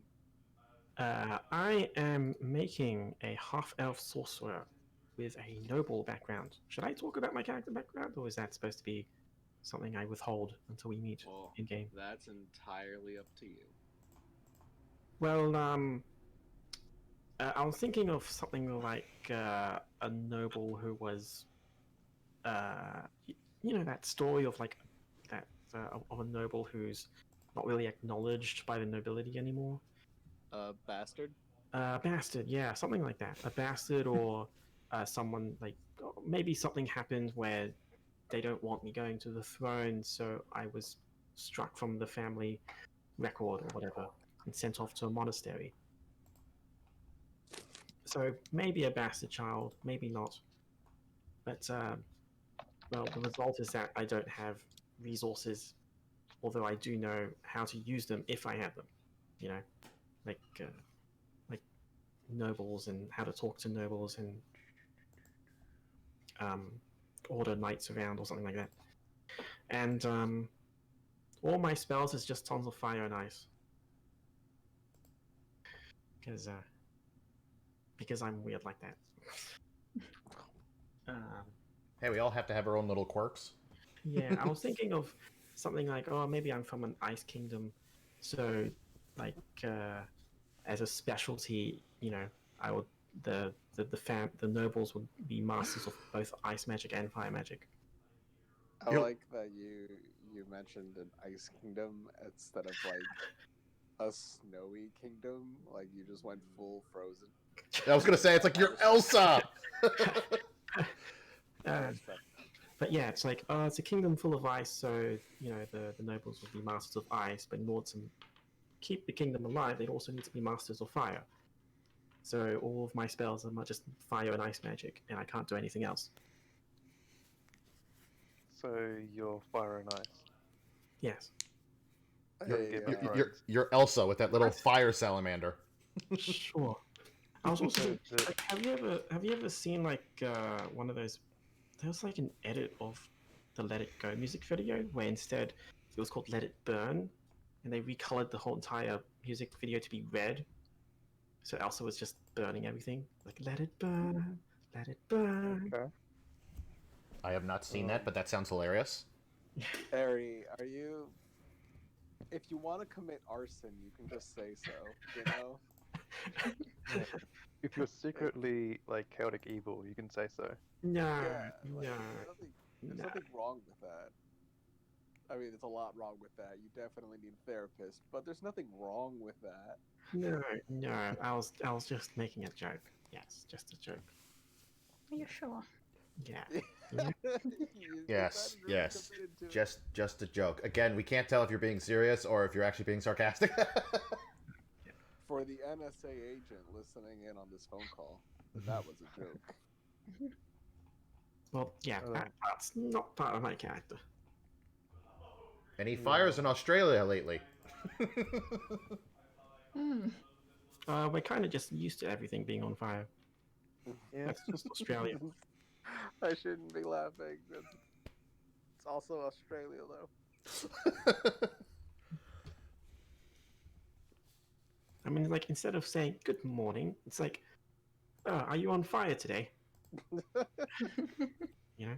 Are you on fire today? No, that's good. Are you burning, son?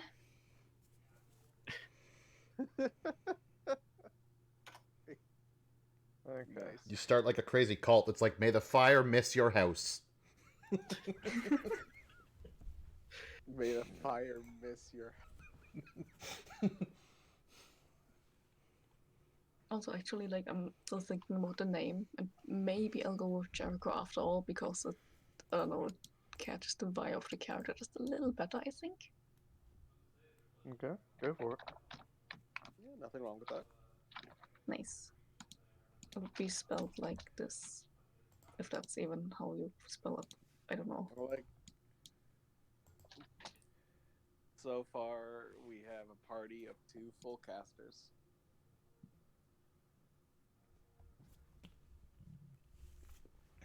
Yep, we have 2 spellcasters. We have 1 ranger and 1 artificer.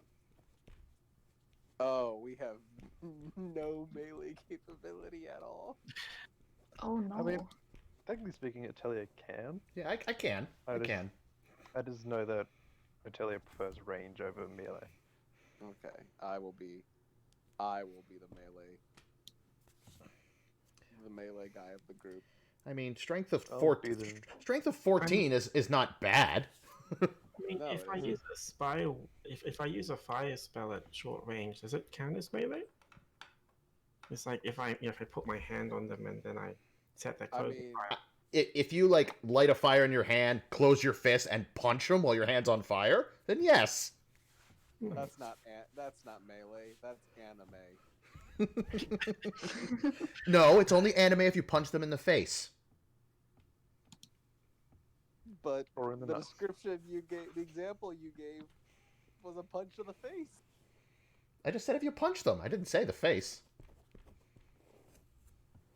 So you have to scream for 3 sessions before you punch them.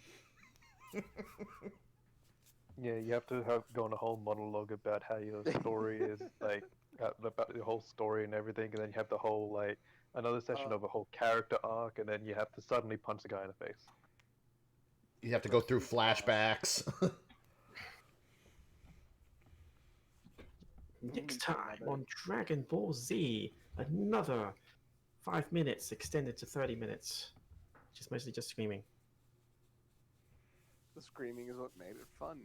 Yeah. Next time on Dragon Ball Z, will Goku finally release that ball of energy? Spoilers, no, he won't. Spoilers, he will, but it won't work. The worst. Okay. I like that we have two casters, 2 full casters to be exact. So we have 2 nukes. Because Druid at some point just straight up summons tornadoes. Or, could always Do you just know- summon giant toads. Oh Yeah, no. true. Ari, do you know what kind of bloodline you want to be? Bloodline? For sorcerer? Yes. Well, in D&D Beyond, the only thing I could pick was Draconic, so it's just Draconic. I can't really think of anything else. I know Here, there are some- other ones. Some celestial, godlike. I wanted there to be some kind of godlike background, because it's like, we're setting up this ice kingdom because we're the heralds of whatever this god of fire is. I believe there is a favored soul sorcerer bloodline. Well, where it's, Oh, on the Um, character sheet, all I did was pick Silver Dragon Ancestor, which is close enough to a god, I think. In the D&D verse, Forgotten Realms. no, if you wanted to get as close as you can to a god, you need platinum. Here, wait, hold on. So that's all of your equipment, by the way. Fab. Nice.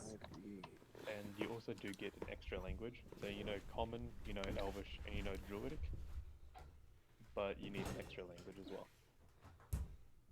What race was Clav's character again? Half elf. Half elf druid. Okay. Divine Soul, that's what it's called. Divine Soul. If you want to be favored by the gods, then Divine Soul Sorcerer is how you want to go about it. literally because one of their abilities at level 1 is straight up called Favored by the Gods. I am favored by the gods. Would you like me to send you the Divine Soul stats? I'm good. I'm alright. No problem. I'll just stick with Draconic. Nice. As soon as I heard favored by the gods, I just immediately think of all those like old Greek movies with like all the ancient Greek stuff. Whereas like the gladiator comes out, I am favored by the gods. Immediately get stabbed. Yep. Oh my god. I'll be right back. I'm Alright, gonna go use the washroom. No problem. Since we How keep dare you. saying it, Favored by the Gods. Starting at level 1, Divine Power guards your destiny. If you fail a saving throw or miss with an attack roll, you can roll 2d4s and add it to the total. Christ. Damn. And you can use it every short or long rest. That's a little bit wow. That's strong. You get that at level 1 too. I mean, it's like True Strike, but better. Yeah, it really is actually. You can only use it once, but then you take a little nap and bam, gods like you again. They think you're cute when you sleep. You know how everyone makes that joke about wizards and how Fireball is the only spell they need? Yeah. I always say I have a counter argument. Counter spell.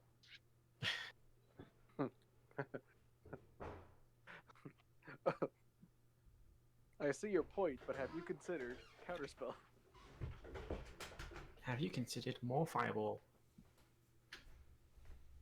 I was watching someone. It was like they were being a fighter, but then they had the archetype of their class to be an Eldritch Knight, and they eventually got to the point when they could use Fireball. And he said, Oh, "I'll make no. a deal with you, DM. I'm going to remove every one of my spells, and if you allow me to, I will use just Fireball for every single spell." That's a bad idea. So the DM's like, "Yeah, sure, why not? I'll allow you Oh, to do no. that." He's like, "Oh, yes, cool." So he starts writing it down and saying, "Wait, Tavern sells Fireball scrolls, right?" Wah, He fucked up. He hacked up. He hacked up. As soon as I heard that, I'm like, "So you like your world burned, do you?" Just sobbing unconsolably. You can always make the jokes. How do you like your steak? Well done or burnt?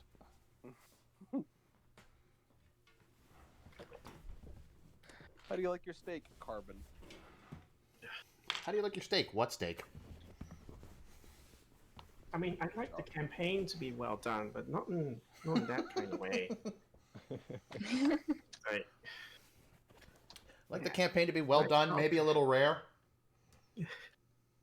Nice job writing So- it. Too bad everything's on fire now. So It's like what's it called? Like a game of Divinity. You cast Clap. one errant fire spell and everything's on fire. Yeah. Clap. Yes. You also start off with 10 gold. Oh, nice. And have you picked another language or? I am trying to find the list of languages, but I can't find them. So it was common, and which other one was it? Common, Elvish, and Druidic. You already know. And then you have one extra language you can learn. Nice.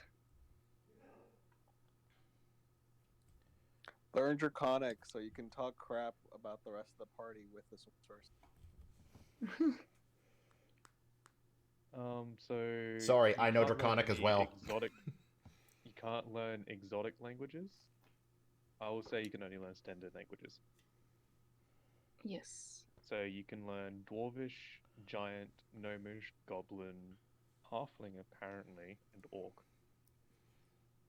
Wouldn't Draconic be a normal common Apparently language to since we this, have exotic Dragonborn? language is Draconic. So weird. We have an entire race dedicated to dragons. Mm. I think I will choose Orc. Yeah, Draconic is Good under choice. exotic. Good choice. Don't see that one there. Anyone Rob. else speak orc? Voice. I can only speak gnomish. Atelia speaks orc. There you go. You can talk to each other then and talk shit about the party. Atelia knows Nice. Elvish, Draconic, Giant, and Orc. Nice. I have Celestial, Common, Draconic, Elvish, and Sylvan. Wait, how do you have Celestial?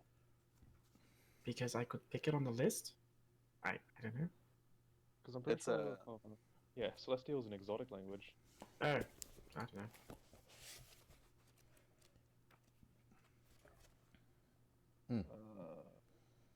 Okay. So yeah, if you just replace Celestial for something else, yeah. Okay. But you do get Draconic because you do have the Draconic Sorcerer. Ye.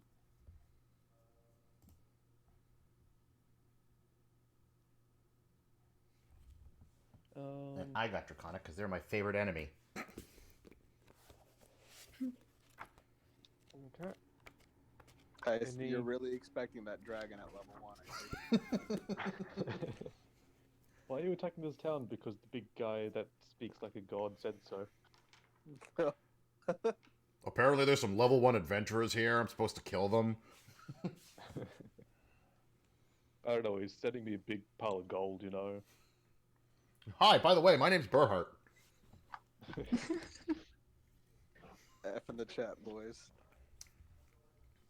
I mean, to be fair, when Berhart first, like, they ended up fighting a dragon with a dragon. Berhart ended up turning into a dire wolf and ended up, I think it was, pretty much seismic tossing the dragon by its tail in the draconic wolf form, in like the dire wolf form. I That have doesn't no even idea make how. sense mathematically. No, I but know, like that's like one of the abilities of the wolf. That's Apparently. D&D right there. After it makes a bite attack, the opponent has there to it make is. a strength saving check or something like that, and if it fails, then the wolf can full and throw the dragon. Oh my god. And it failed somehow. Yeah. Yeah, the dragon failed a strength check. Oh, Yeah. That's funny. So he basically, Bowser spin to that dragon. Pretty much, Yeah. yeah. Yeah, no, you're right. Oh yeah, he did. So I guess I'll just change Celestial to Dwarvish. If you want, sure. Because there's the common languages like that, and then there's the exotic languages, which I'm not allowing unless your actual class or race says they can speak it normally. Oh, if you pick up Dwarvish, we can speak Dwarvish. We can talk crap about the rest of the party. Cool. Yeah, it's like I don't know, like about why Celestial's on the list. It's just there. In the It is a language in there which some DMs will allow you to actually have Celestial from level 1 or something like that. Like, let's say you have a really good backstory, like you were raised by a half god or something like that because he saved your life as a kid. And so you know how to speak Celestial because of that, then some DMs would say, yes, you can do that. Yeah, I picked it for that kind of reason. It's like, but if you don't want it, I'll get rid of it. I mean, Well, I don't Yeah, really but- have a strong, clear background, so well, with your background, from what I heard, is you're looking to rebuild it and have, like, you're favored by the gods sort of thing to when you're rebuilding your kingdom.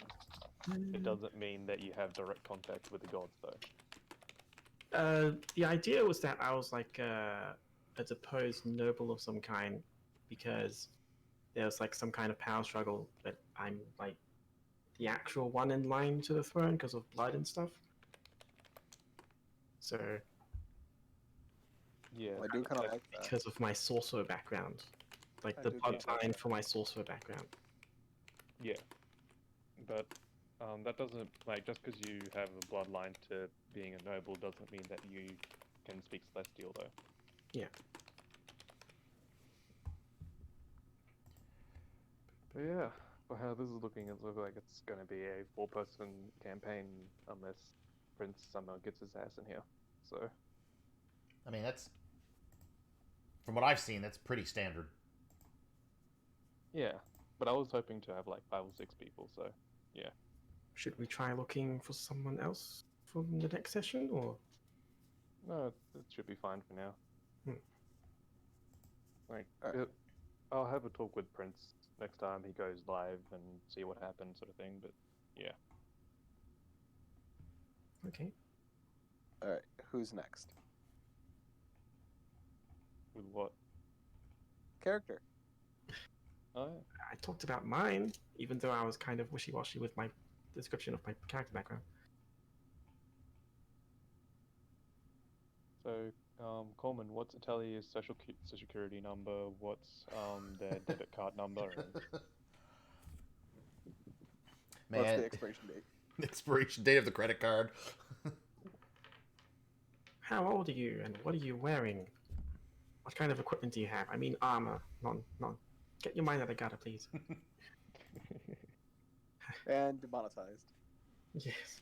Immediately demonetized. Yep. Well, you know, she's naked. I mean, to be fair, when you said how old are you and what are you wearing, I'm like immediately going, hopefully the FBI isn't listening to this. Yeah. Hi, I'm Chris Hansen. Please have a seat. Hi, I'm 5, and I'm wearing. Oh, no. We are your parents.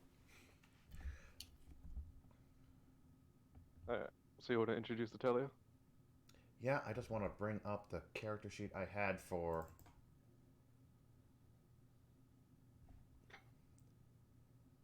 Also, if possible, if I can get like everyone to put like everything about their character in the chat, so I can add that to my stream. Yep. He's got a thing going on which has like the name, race, class, AC, HP, and that sort of thing, and like Yeah. all the stats. I'm putting all the stats on screen. I also have all the stats and such, and a small bio down in the. It is in the panel where my suggestion box is. I don't know much about a backstory for this character yet. I've been thinking about it this entire time. I don't need backstory. I just need the their AC, their HP, their stats, race, class. Yeah. Bio. So- The bio I'll fill out as we go. If you Yeah, go that sounds to easy enough. if you go to Coleman Gaming on Twitch, you can see what he's talking about. Mm. And he already has your one done, Eerie. Yeah, I can see that. I mean, Yeah. I'm keeping my own notes as well. Yeah, because Might- I've been keeping an eye on your stream too, and I saw your information. I was like, oh, there it is, perfect. I'll take it. Oh, I can send Clev stuff to you if you want. Oh, that'd be great. Yeah. I can add that up. You're selling my data. Speaking of my stream, I hope you don't mind the doodle I did of you. Oh, it's very cute. I already saw it. The fluffy doodle. Yes. Why is he like spitting I out can see that. flames? Well, what do you Because it's expect the okay, I'm DM still. to do? Is he yelling at us or is he burning us alive? Yes. Burning us alive, I think. Why not both? They're... Column A with a column B. Oh my god, Mr. Fluffy. I love him. Sorry, I just saw the doodle for the first time on Aries Twitch. Our DM is a cat. Confirmed. Yeah. I mean, you can see my Discord Discord profile picture. Yeah. Yeah, I based it on that. So, Precious baby.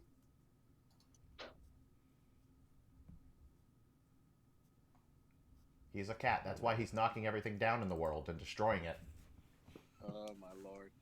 killing us all. Well, you know, back in the old days in like Egypt, we were the rulers. Alright, you just want me to put my stats in the room 1? Yeah. I'm posting all this on Twitch at the moment, but yeah. Wisdom 16. That is fine. And I already have your character because I was building it with you while we were creating your character, Clev. Yes.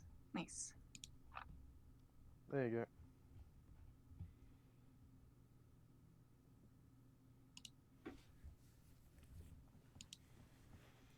I can copy that, put that into Discord if you want. Did I? fuck up. I didn't fuck that up, did I? Did I fuck that up?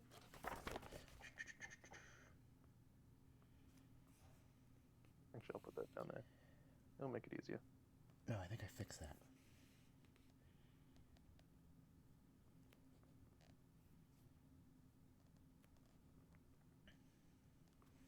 Let me equip my thingy doodles.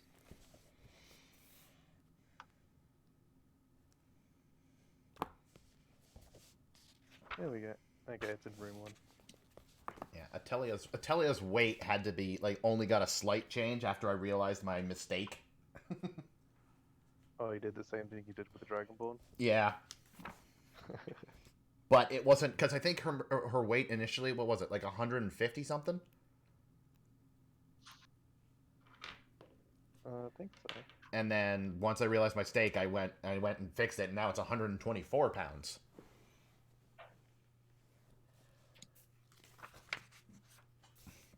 Because based on the height, it was easy to know that I rolled a 12 on the height modifier. Yeah. Because wood elves are 4'6" initially for base height, and she's 5'6". So, you know. Okay. Yeah.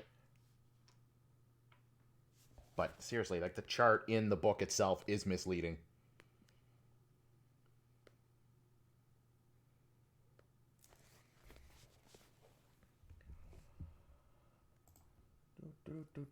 Alright, there's that one. And then... All right, I put my my character's so the basic info and stats in room 1.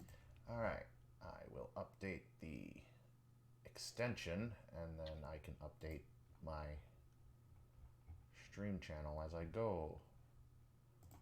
Where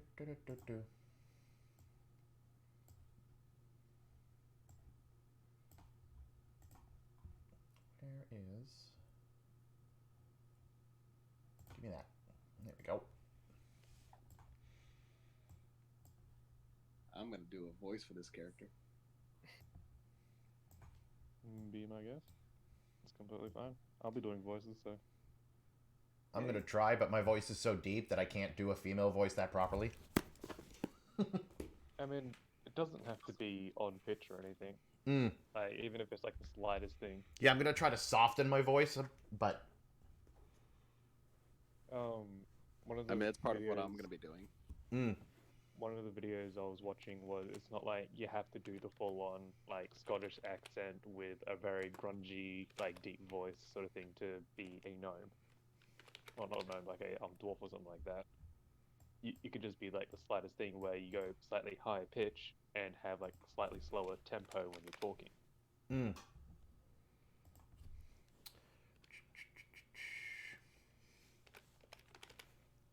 Druid.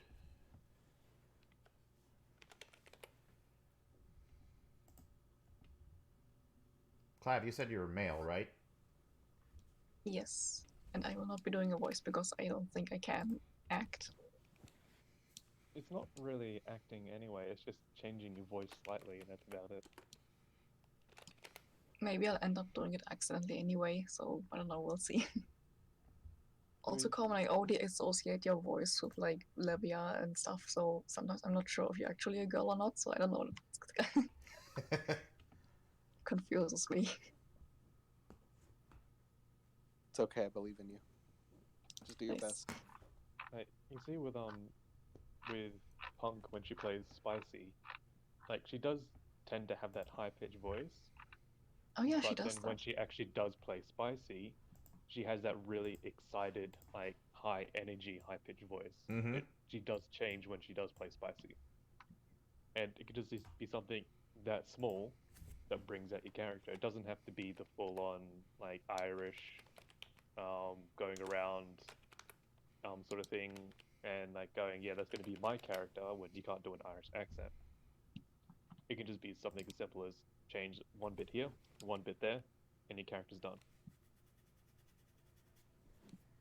Like, if I was going to play a older sorcerer, I might lower my voice a little bit and then maybe slow down the tempo a little bit so You know, he's talking and thinking about what he's trying to say, and he's getting that to that point where, you know, he actually gets to the point of what he wants to say, and it's just something simple as that.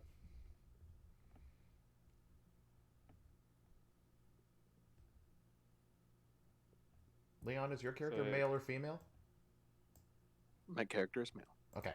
I figured by the name, but I figured I'd ask. Excuse me, but my character's an Apache attack helicopter. Listen, give me a few levels and my character might ascend to that. So I'm just gonna keep you at level 1. Mercorin, how are you doing?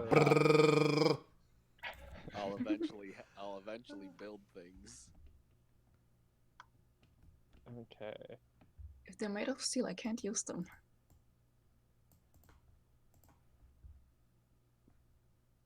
That's okay. I'll make sure that the chair is made of wood.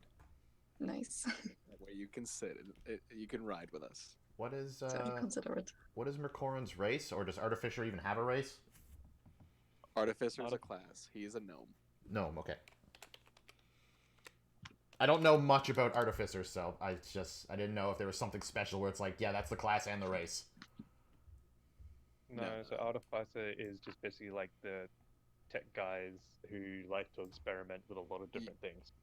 You know how all those magic weapons that were all constantly like magic weapons, magic items, magic armors that we're all constantly striving to find.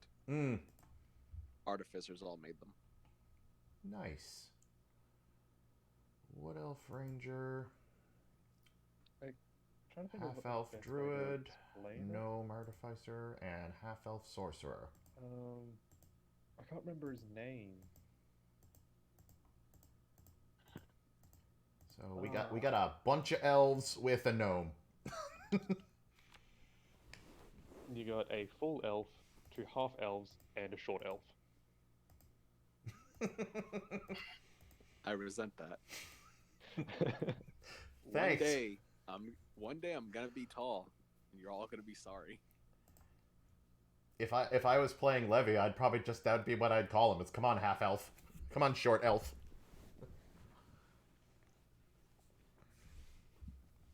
Alright, switching to chaotic evil.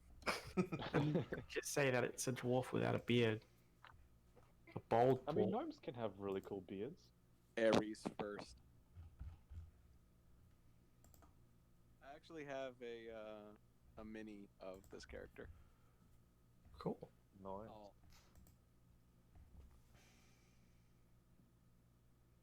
Oh. Okay. So, Corman, Yep. Italia. Ba-ba-da-ba. Talia is, as I mentioned, a wood elf ranger who Good prefers combo. prefers to be out in nature rather than the city. Like, if she can help it, she will outright avoid towns just because there's people. Honestly, that's a mood. Mm. And another thing about her is, like, if she does have to go into a town and, like, let's say somebody runs by and bumps into her through no fault of her own, she will apologize, thinking that she was in the wrong because she has no idea. She will think that she was doing something that she wasn't supposed to.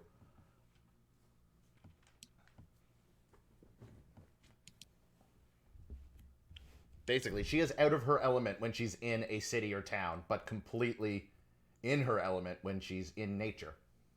Unless there is an animal nearby, and then she might zone out. I think our characters are gonna like be good friends. What? A ranger and a druid being good friends? Never.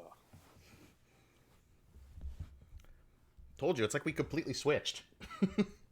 Yeah.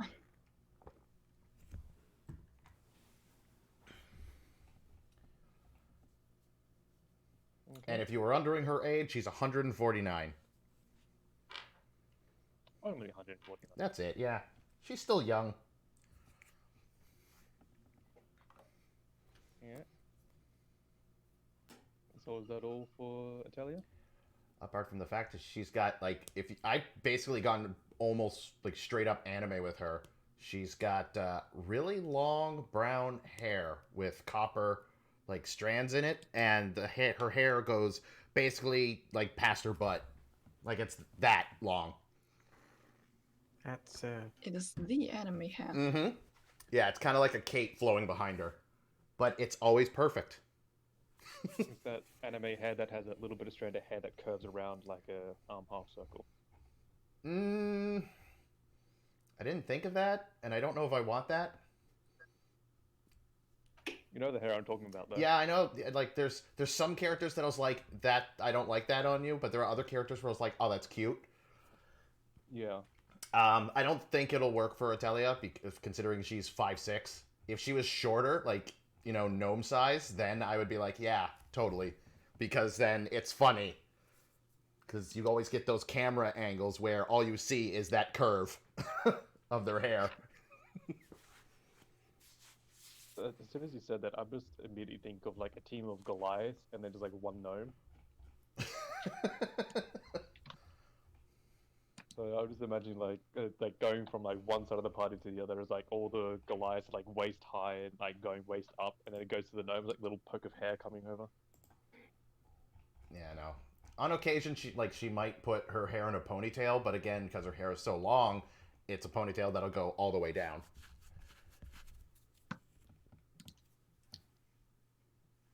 There you go. Like, I thought of the idea because that's what I had my character have in Code Vein.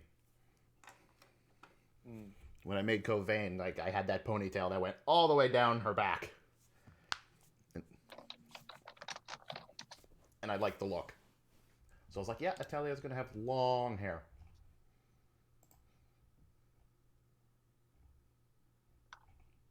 Okay. And then I'll probably get more into describing her once we get into the session. Because I have, like, what she's wearing and everything. Yeah. oh, so there. You did have an answer to my question. I did, yes. Okay.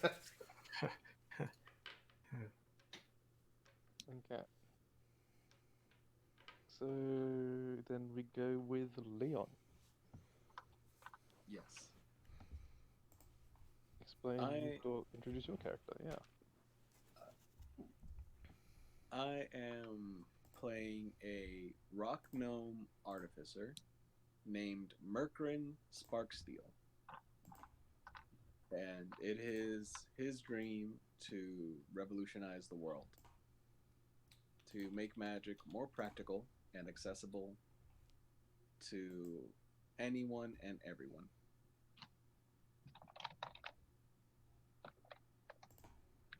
And this god's damn war is getting in the way. Doesn't like it. Wants to put a stop to it. Very annoying.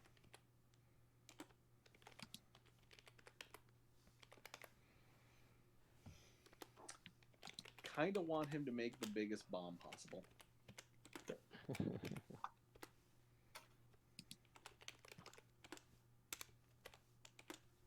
But at some point or another, he's gonna get tall. He's gonna get big, and you're all gonna be sorry. I mean, yeah. I just need to say one thing, and these two will know what I'm talking about. Dragonfly. I was thinking that. I was about to say, it's like, why, like, are we always having a character that wants something that the other characters have? One of the characters was a cleric sorcerer, and they had enlarged self. And so what they would do is they would enlarge themselves, pick up Berhart the Dragonborn, and just throw him. You know, And so they eventually nickname him Dragonfly. sometimes it be like that. Well, it's because Berhart had dreams of flying. Like, that was his... He was jealous of other dragons and anything that could fly because he couldn't. He got Yeah. javelined. So yeah, he got javelined and he enjoyed it, and then because it kept happening over and over again, he ended up killing the cleric. Oh, By no. accident. By accident, yeah, Yeah. but still, that's my headcanon now. My like thoughts to you guys is communicate with the party, because the only person who knew the cleric was a vampire was the person who killed him, and he forgot he was a vampire. Oh dear. And then use didn't he use like cure light wounds? Yeah, he used cure light wounds to try and get him up off the ground. And that took a death save. It was his Oh, last he only death had 2 save. death saves. Uh, Yeah, Happened to so he's like, Shat I'm gonna boys. save him, cure light wounds. Like, sure. You remember he's a vampire, right? He's like, oh shit. it's like, no, I did not remember at all. And thus Oh, he yeah, was yeah, dead. well, it's a little late now. So yeah, Raven's dead. F. Yeah. So, I have one question about Yeah. all of our characters. How do we know each other? You're gonna find that out at session 1. We don't. Crap. Because that'd be the big thing. Like, how would Atelia know when she avoids people?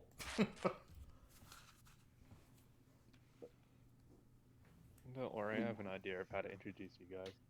Oh my! It's gonna be the jail, isn't it?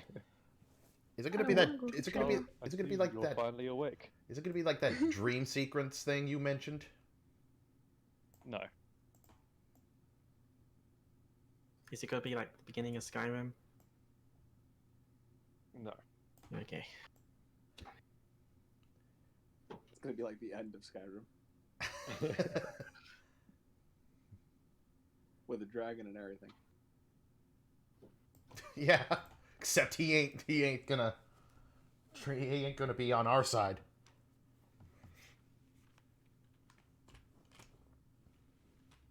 Okay. I love rock gnomes because they're technically the race that invented artificing, but they get little like they don't get much in terms of class abilities, but they have the ability to make little things. Like I can make a toy, I can make a clockwork toy, and I'm gonna use that. Okay. So, Oh, if you question. Yeah? The spell grease, is it flammable in your game? I mean, grease is grease in my game, so It doesn't. The spell itself doesn't say it's flammable, but grease is flammable, like the material, Yeah. not the spell. I mean, half the time when, like, in the game, when it actually says that, like, if something's flammable, it doesn't actually say it is flammable, it's something that the DM decides. And with my game, grease means you're literally spreading grease across the floor. Thanks. That makes me very happy to hear.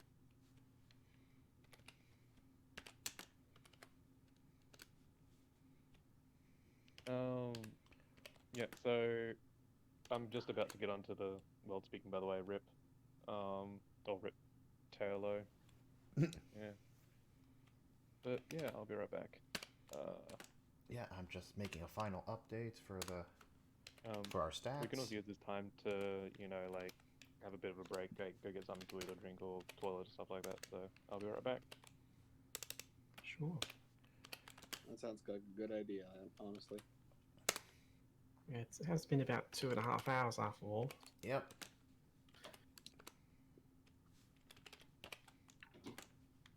Okay, I have my spells. Oh my god. I am proficient in alchemist supplies, brewer supplies, thieves' tools, and tinker's tools. I'm gonna be lock picking everything. Nice. and I use my intelligence bonus and not my dexterity. I'm sure I could, freeze a lock and break it off or something with my ice magic. Oh, I can do it even better. That way you don't even have to waste a spell. I'll just prestidigitation a key. You want to know something funny about my rogue is that like it's an assassin rogue, so I initially did not select lockpicking as like to be a proficient at lockpicking at first. So she was not proficient at lockpick until like level 5 or 6. You always gotta be. Someone in the party always has to be proficient with thieves' tools, because at some point or another you're gonna come across a locked door, Yeah, usually, And- but and every strength check is gonna fail. It always happens. How often can I use cantrips? Forever. Forever? Yeah, because all of my cantrips is fire and ice. So Ray Yeah. of Frost, it, Frostbite, it takes an action, but yeah, you can use them as many times as you want. cool. Let it go. Riptolo, yes, we're doing a sort of medieval fantasy kind of. The whole thing now is called Heroes of the Three Kingdom, quote unquote Heroes of the Three Kingdoms. Yeah, quote heroes. What's your name for it? I like it. Okay, quite. I thought we were all in agreement. If it works, it works, I suppose. What, you think we're not gonna fail? I mean, I'm not really sure if we're gonna fit the definition of hero. So That's why Heroes is in quotes. yes. Harry, what's with that attitude? Of course we're gonna fail. We're quote heroes, not heroes.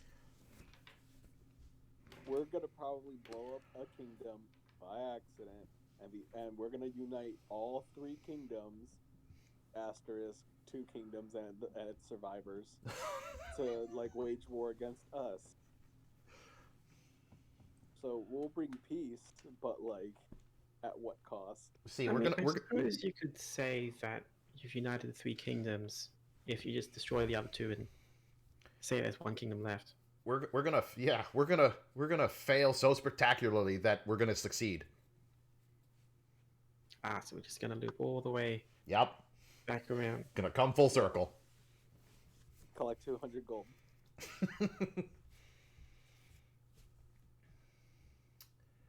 Maybe lower these a bit more. Oh, man, I'm excited for level 2. Oh, I am as well. I finally like get my spellcasting at level 2.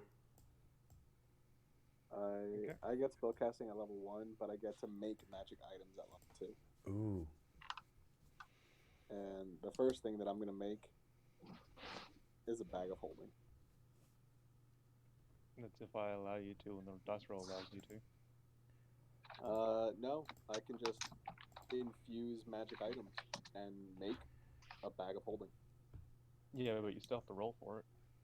No, that's Artificer just makes them. I have to perform a. It's like not even a ritual. It's like a magic spell. But once the preparation and all that is done, I just have a bag of holding.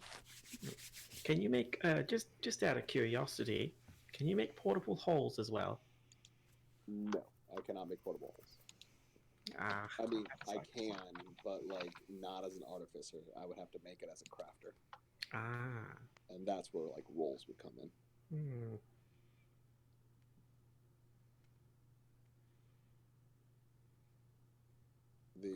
The thing with artificer is that I can only make a limited amount of items like that. Do you know where I was going when I asked about the portable hole? Yeah, you wanted to make the self-destruct button. Yes. It's easiest way to the astral plane. Yeah. Yeah, you know, you just make big enough one right under one of the kingdoms, and then Whether what drop a bag of holding in it. Oh, what a nightmare scenario. Let's do it. Let me see.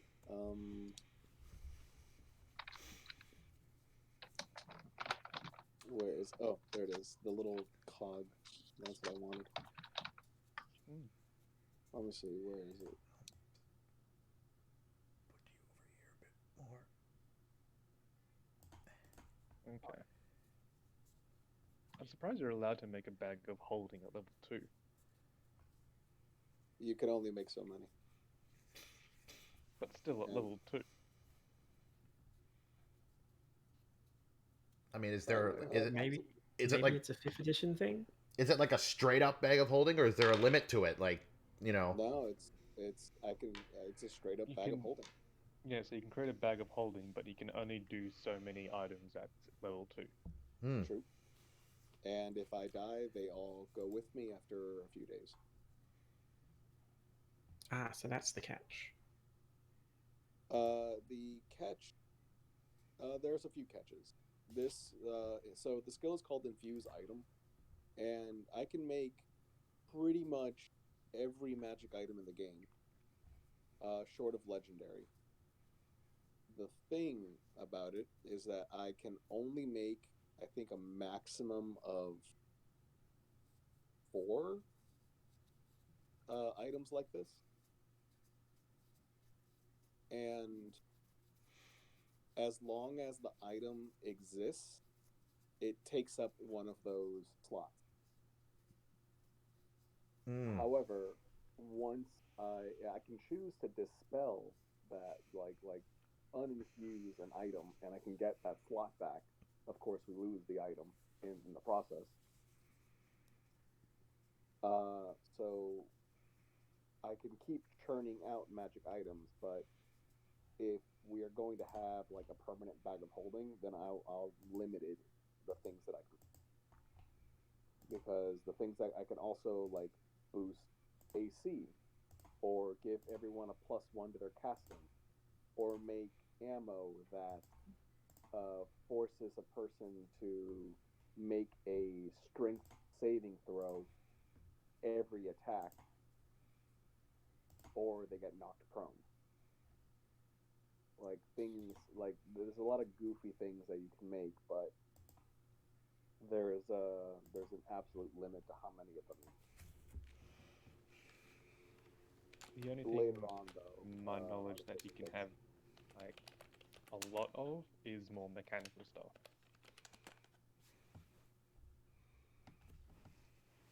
like I can still craft things, like I can still do the regular crafting rules for D&D, and there's nothing wrong with that. Yeah. The infused item is just like a way to get around that and just have an item ready right then and there. Yeah. After I think like an hour. So you said like if you were to die, it vanishes after a while. Is that just like straight up death or unconscious? Straight up death. Straight up death. Oh. Yeah, as long as the creator of those magic items is still alive, the magic items continue to exist. If the creator dies, then after a period of days equal to their intelligence modifier, the items will go away.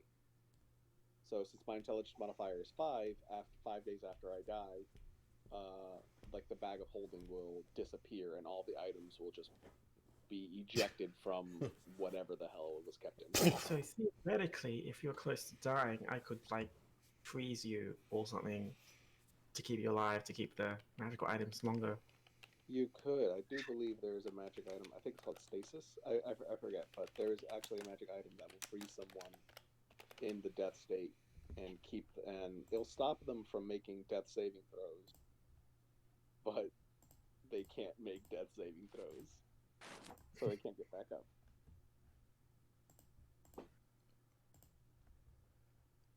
Is there like a limit on like the distance? Like if you were to make the bag of holding and I was to like walk miles away, would like it vanish?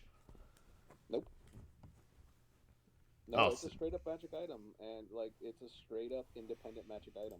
Nice. The only thing is that once I die, it goes away. Other than that, I can straight up just give you a bag of holding. That ability seems a little OP. A little, not much, but a little. I mean, early It's- game, yes. Late game, not really. It is, yeah. Early game, it's super strong. But like at the same time, the things that you can make in the early game, the most powerful thing you can make in the early game is a bag of holding. You know, you can get an alchemy jug, but an alchemy jug is weird. Who wants to do You- alchemy? Like, come on. I mean, I personally love alchemy jugs. I think it's great. I think having poison on tap once a day is great. I think having mayonnaise on tap once a day is great. Just a whole I mean, gallon of mayonnaise mayonnaise. is kind of nice. It would be a cool superpower to have. Yeah, alchemy jugs are great. I can make, I can make a weapon just a +1 weapon, just straight up. I can make armor +1 armor, just straight up. Like things like that. They're very powerful in the beginning, because and that's like where artificers are, shine brightest. The ooh, the ah, that's so cool, super shiny. But as we get later on in the game and everyone is tricked out with +3 weapons or legendary gear, things like that, they lose a lot of their luster. Hmm.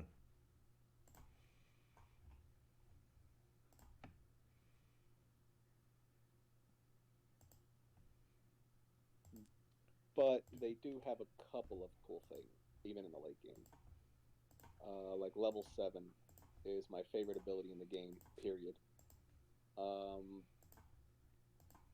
What's something that you would have to make a check for? Just think of a random example. Doesn't matter what it is. What is Acrobatics. something you would have to make a check for? Acrobatics? Yep. You know what? Because I feel like it, I'm gonna give you a +5 to it. Flash of Genius is a skill that you get at level 7, and as long as I give up my reaction, once per long rest, I can just add my intelligence modifier to your roll. Oh wow. Damn. I can use it a number of times equal to my intelligence modifier, minimum of once, and I regain all uses at the end of a long rest. So I'm starting to see why artificers aren't mic'd off quite often. Hmm. Their artificers are really cool because they're the ultimate support class. They do not shine in the spotlight, but they are definitely the one pointing the spotlight at someone. Especially if they make that spotlight. Of course they made the spotlight. Who else is gonna do it? The Bard? No, the Bard is too busy wondering why the light isn't on him. I'm just immediately thinking, I'd like to inspire him, suddenly a spotlight appears. Oh my god, you're right. Dancing lights. Okay. But I've talked enough about Artificer. I can talk about it all day. It's my favorite class. Yeah, because we do have one more character, I guess, to really introduce, which is Clav's character. Ooh, I want to hear about Oh classes. yeah, I have a character now. I was just trying to look through spells that I could or should use at, I think. Or do I even get spells? Yeah, you get spells. You should. Nice. Yeah, you're a druid. At level 1, I Yeah, believe you get spells. You get 2 uses of level 1 spells, but I think you get up to 3 level 1 spells? I think? I'll have to quickly check. I don't want characters, you don't want characters. There we go. Classes, druid, table, that's cantrips. At level 1, you know,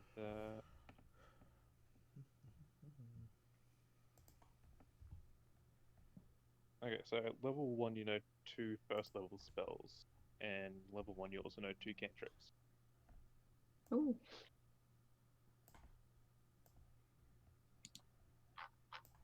And then at level 2 you get wild shape, so you can't wild shape into a bunny just yet. oh dang it. I'm But very I can't excited to speak hear of what animals. cantrips you get. I really Yeah. want to know what kind of cantrips you're gonna get. Yeah, same, because I never looked Okay. into that. Everyone knows the most useful cantrip out of all the cantrips is True Strike. Like, come on. If you're a Eldritch Knight, yes.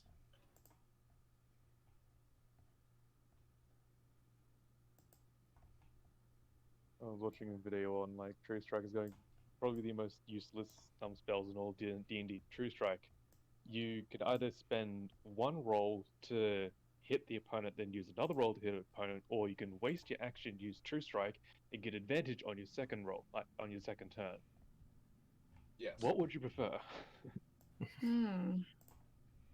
The only time that becomes useful is when you become an Eldritch Knight, when you can basically just cast cantrips as a free action. Yeah. Because then you can just cast it and then attack with advantage every turn, basically. Yeah. But It's the only yeah. time it's good. Five. Mhm. Would you like to introduce Jericho? I don't know. I believe in you, Klaus. I'm pretty nervous. Okay. Close your eyes and picture if Jericho was standing in front of you, how would he look? Cool. Like a weirdo. Well, he'd be like maybe a tiny bit taller than average. I guess. What color hair would he have? Black. Because black hair is really cool. What color eyes? I don't know. I didn't get to that yet because they're a little hidden from the mask. Probably. Okay. I don't know, maybe Uh, purple? Purple is cool. Yeah. Purple is cool. Especially it goes well with the black hair. Yeah. Black hair, black mask, purple eyes. Black on black on Nice. purple. Pete Goth right there. Um. So tell us a little bit about Jericho and how he acts.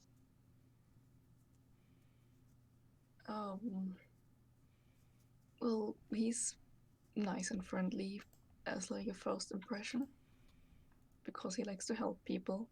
He lives in the woods in his like little wood hut that is also like a doctor's practice. I think you call it a practice.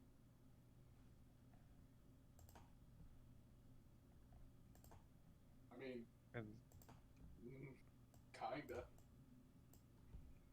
Do So doctors trying to exist think. in D&D? They have to. Now they do at least. I mean, it would be like, it'd probably be under like a different name, but Medicine man? medicine man, like apothecary, Healer? healer. Like a A chirurgeon? Yeah.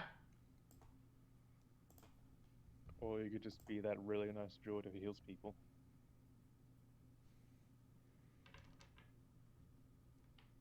I think he's more known as like the healer in the woods by the people nearby, I suppose. The healer in the wood. The hedge witch. Ah, the weirdly helpful guy. Yes. but not in a creepy kind of way. Just nice. No, he's so nice, it's really weird. Ah, Healer in the Woods sounds like a horror movie. Yeah, kind of. It's kind of creepy. sequel to Cabin in the Woods. Oh no. That was Oh a no, he good does live in a cabin in the woods. Oh no. I'm sure it'll be Right. alright. Are you making the opposite of Burhart? Me? Yes. Yeah. because Berhart lives in the woods in a cabin. You're now living in the woods in a cabin. He's like the kind of grumpy, sometimes nice, upfront in your face kind of guy, and you're the "can I help you" kind of guy. Yes. But he's also sometimes very over enthusiastic about his work and just kind of talks to people for hours about some herbs that they don't even know what they are. I like how And then he shows them weird stuff in a jar and they're weirded out. I don't know. I like how your character loves to talk to people but hates people. He doesn't hate Look. people. That's Telia. Hates That's Atelia. hates crap. Oh, my mistake. You know, Jericho does like people, sort of. I mean, I don't know. He doesn't mind people, otherwise he wouldn't heal them, probably. I'm a healer in the woods, but I don't like people, so I don't go near them to heal them. If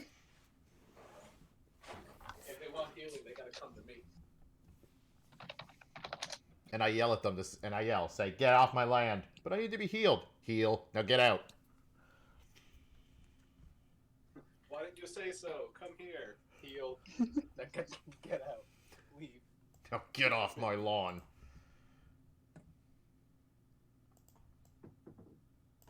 I like that. I like this character. I want to be their friend.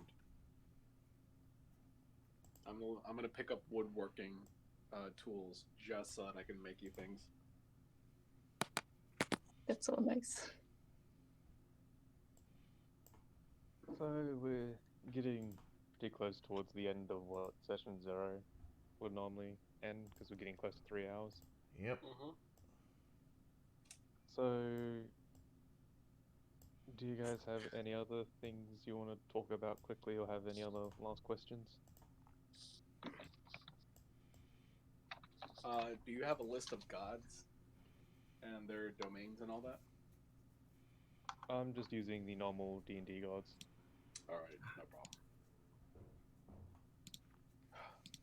You've said that like you were going for a more serious role playing for this. Like, what exactly do you mean by serious? So you know how in our other campaign, how like there'll be situations where we're just talking and then suddenly someone will interrupt and like you guys will just go and like procrastinate and that sort of thing with talking about it. Mm-hmm. At this point, if it's like role playing side, it's kind of like I would prefer to let people like role play instead of interrupting them with some sort of joke or something like that. Like you can joke about it after the role play is done, but during the role play, I'd prefer if you guys like allow people to actually role play their characters. Okay. I can So, work with that. essentially, just concentrating more on playing the game rather than. Yeah, like Yeah. you guys can have fun and that sort of thing. Like if it's not a serious moment, go ahead, have fun, make jokes, that sort of thing. But as soon as it starts getting a bit more serious, just remember to allow people to actually role play it and be serious at that moment. Good thing I asked. It was, it was something that's like me and my brother have been wrapping our heads around. Like, what does he mean by serious?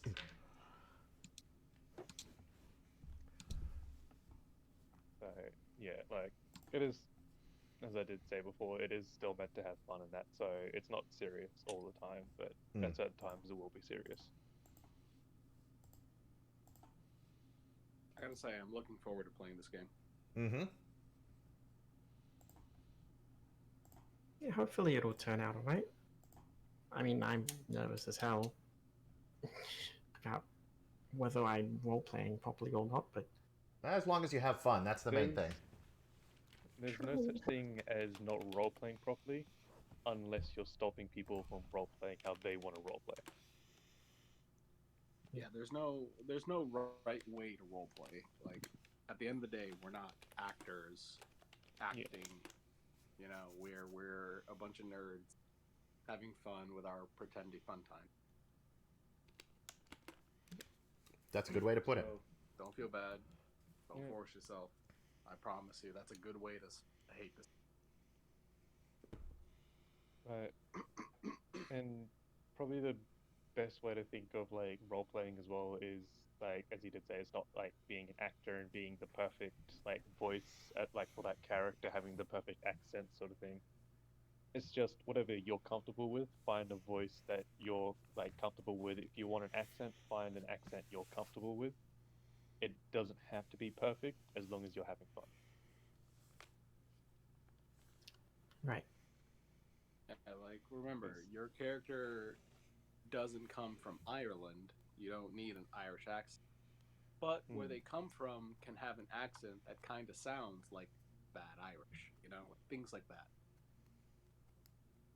Yeah, like what was it? Yeah, I was like one thing that I've seen with most people with D&D is they like to have like that really like Scottish, slightly Irish, like kind of almost like that Nordic accent you normally hear because that's very fantasy-like. But that doesn't mean that because it's fantasy-like doesn't mean you have to use it. You can have a halfling who runs around and that sort of thing, and he could have a very thick English accent.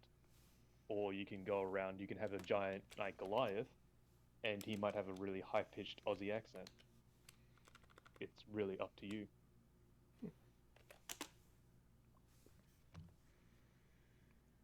So, yeah, and I will tell you now, I'm not the best at accents, but I still try my best at accents because I find that fun. So if you hear me do a shitty accent, just go along with it because I'm not going to stop. I do like your accents that you do for some characters.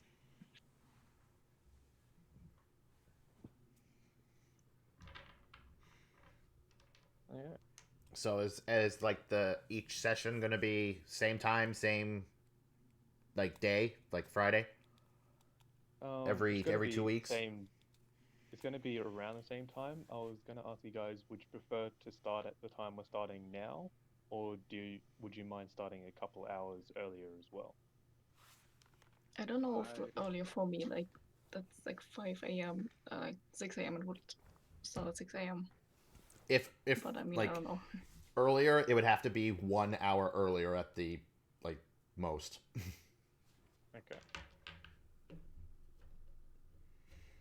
So I guess we can like sit here at this time for now, and if we Yes. can change it later on, we'll talk about that later. But for now, we'll just stick to the time that we started now.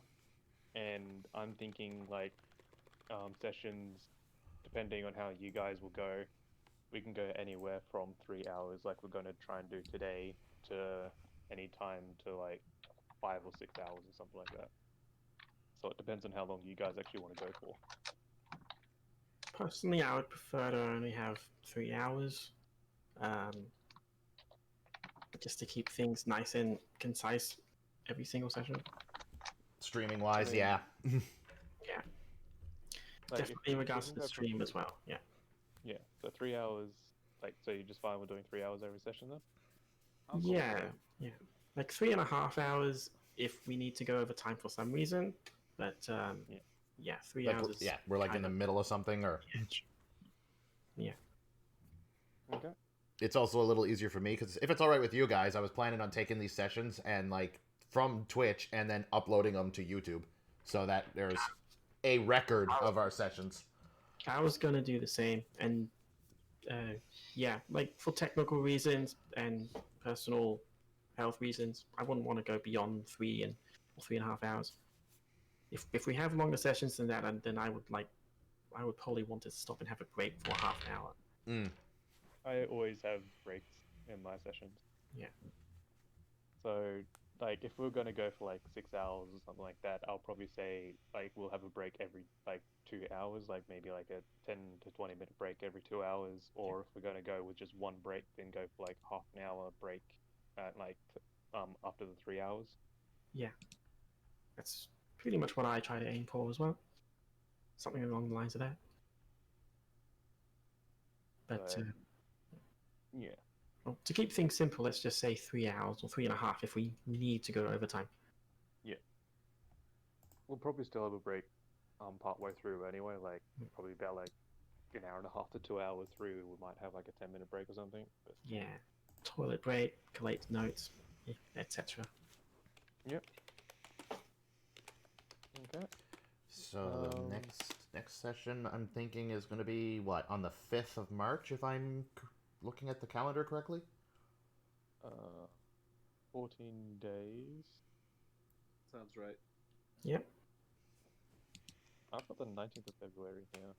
I mean, Yeah, we're on the 19th today. That's today. oh, that's right. Yeah, this month's shorter. I think it's like 30 days of. 28 days in February. Yeah. Mhm. So yeah, it would be about the 5th. Yeah. March Okay. 5th, 2021.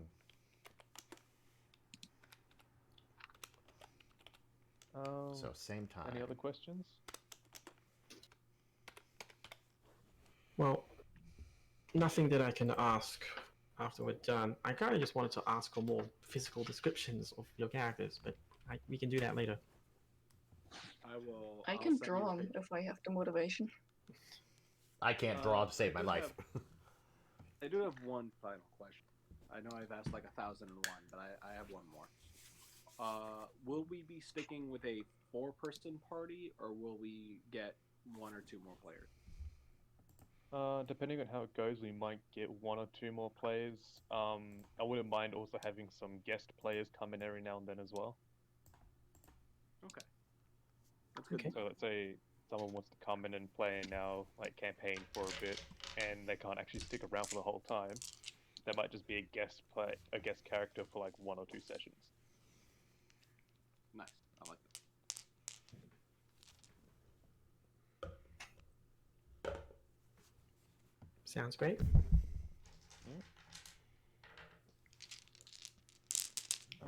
Anything else? Here you go. If anyone wants to see what Barksteel looks like, I am posting him in Roop 1.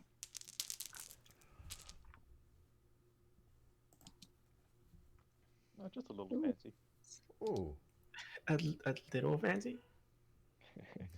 So what's that from? What's what from the The- program? this- That's a Program of D&D mini. screenshot. That is Hero Forge. Oh yeah. So that's you got that custom made and printed out. You can actually. You can get the STL code or the STL blueprint. I don't know precisely if you want to 3D print them with your own printer. You can also straight up just buy the mini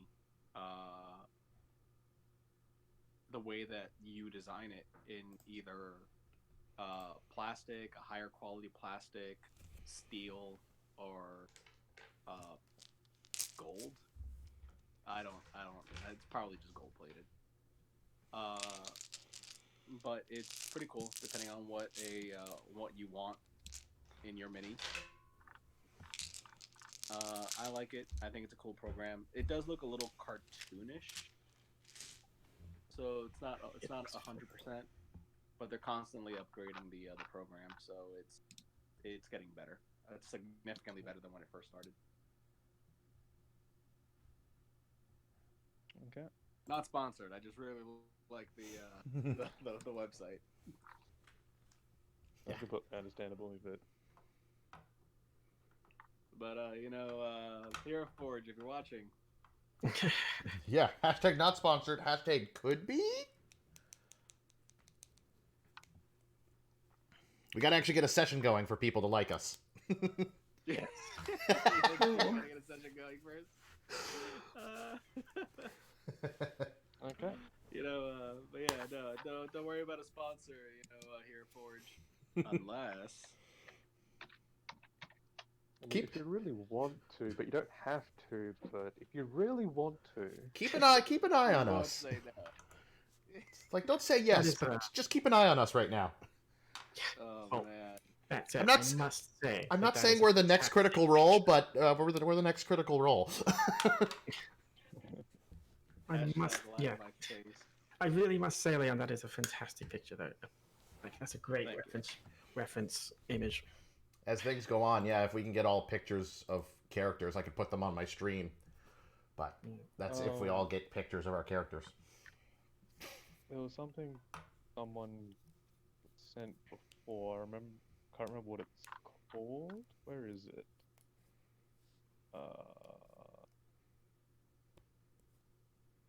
Did I not install it on this phone?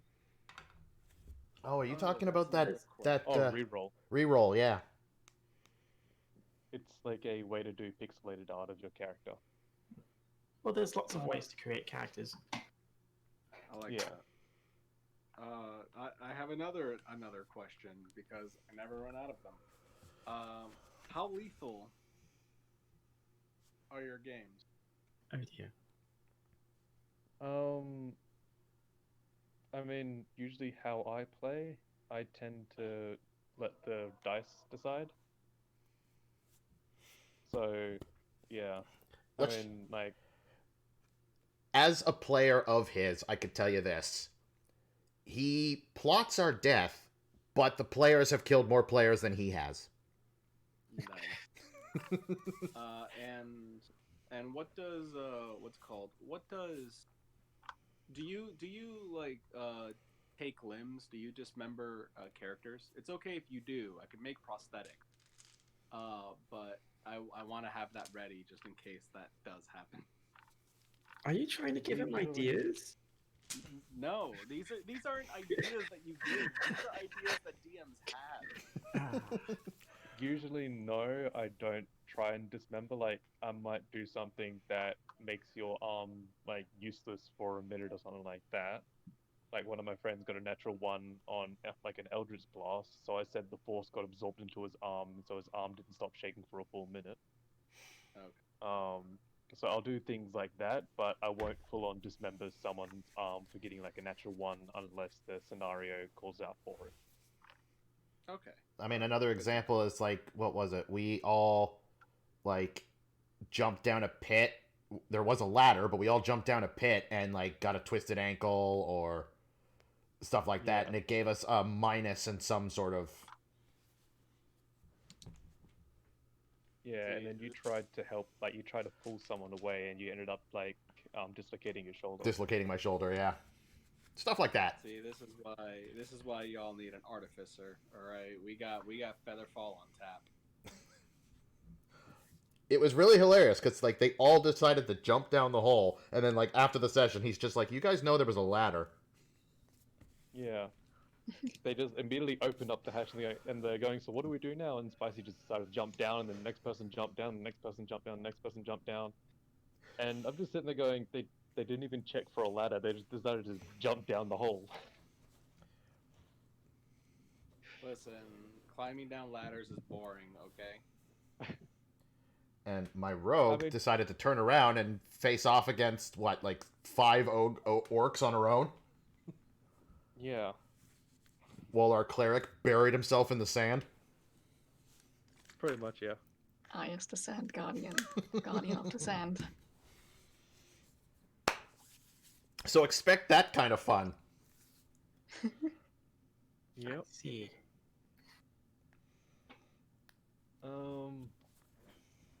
Yeah. So I'm with how I DM, like usually when I need to make a decision for something and I'm not sure what to do in the situation, I usually roll the dice, and depending on what happens and like on the dice is what happens in the situation, sort of thing. And yes, that's kind of like how I play. I do try and be more realistic with how I role play with things. Like, if you just go ahead and do a whole bar fight and everything, and then walk up to the like bars, like the bar, and try and get a drink, they're not just going to give you like a drink pretty much right off the bat because you just had a friggin' bar fight. They're probably going to try and throw you out. So I try and be as realistic as I can with the roleplay. And as I did tell you before, if you're going to have like arrows or throwing knives and stuff like that, you will have to make sure that you have enough arrows for it, because there will be a limited amount. Oh no. That's fine. I mean, I don't have a bow, so it doesn't affect me yet. Yeah, I do. Gotta be careful. That's one thing I gotta be careful about is my arrow supply. It's fine. You have an artificer. I'm sure he's a good Fletcher. Is it possible that you'd be allowed to? You would allow me to reclaim my arrows if I fire it at a person and they stick in? Yeah, you can.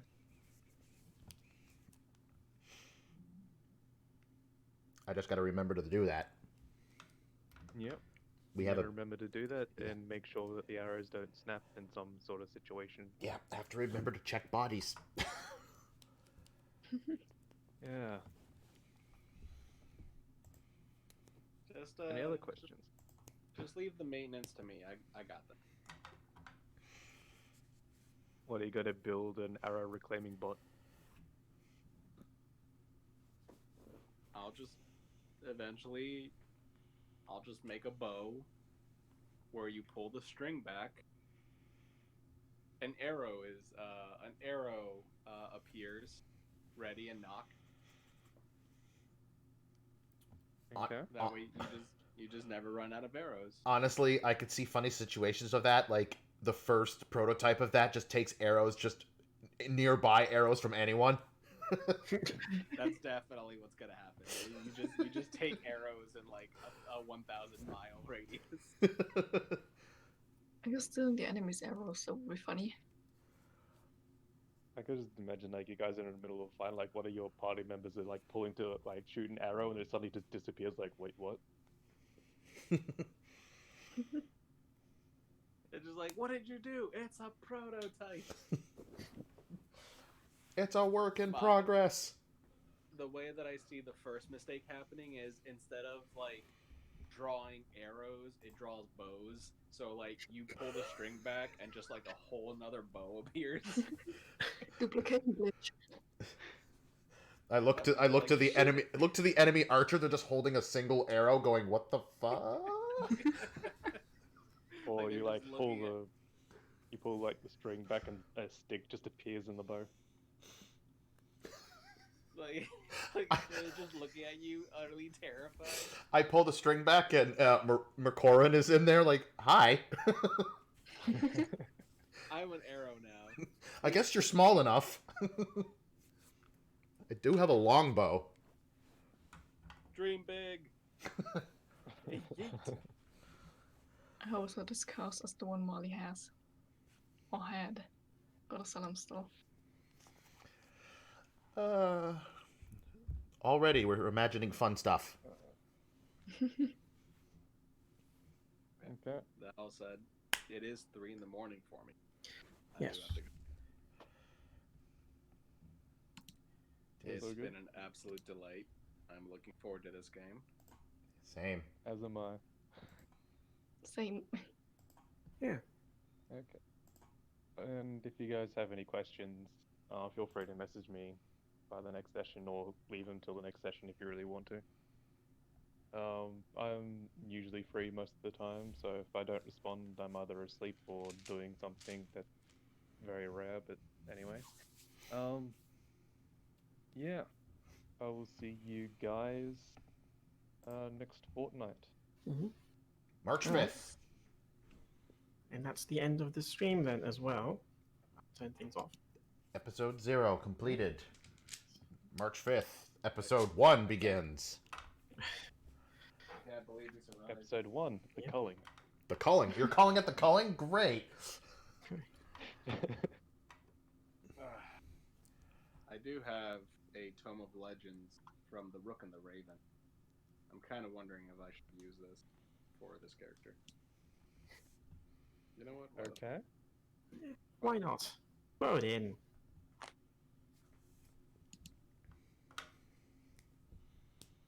Oh, Yeah. I got it right. I have to go get something to eat because it's like dinner time here. Yeah, Right. same for me. Good idea. All right. Yeah, I I'll- g-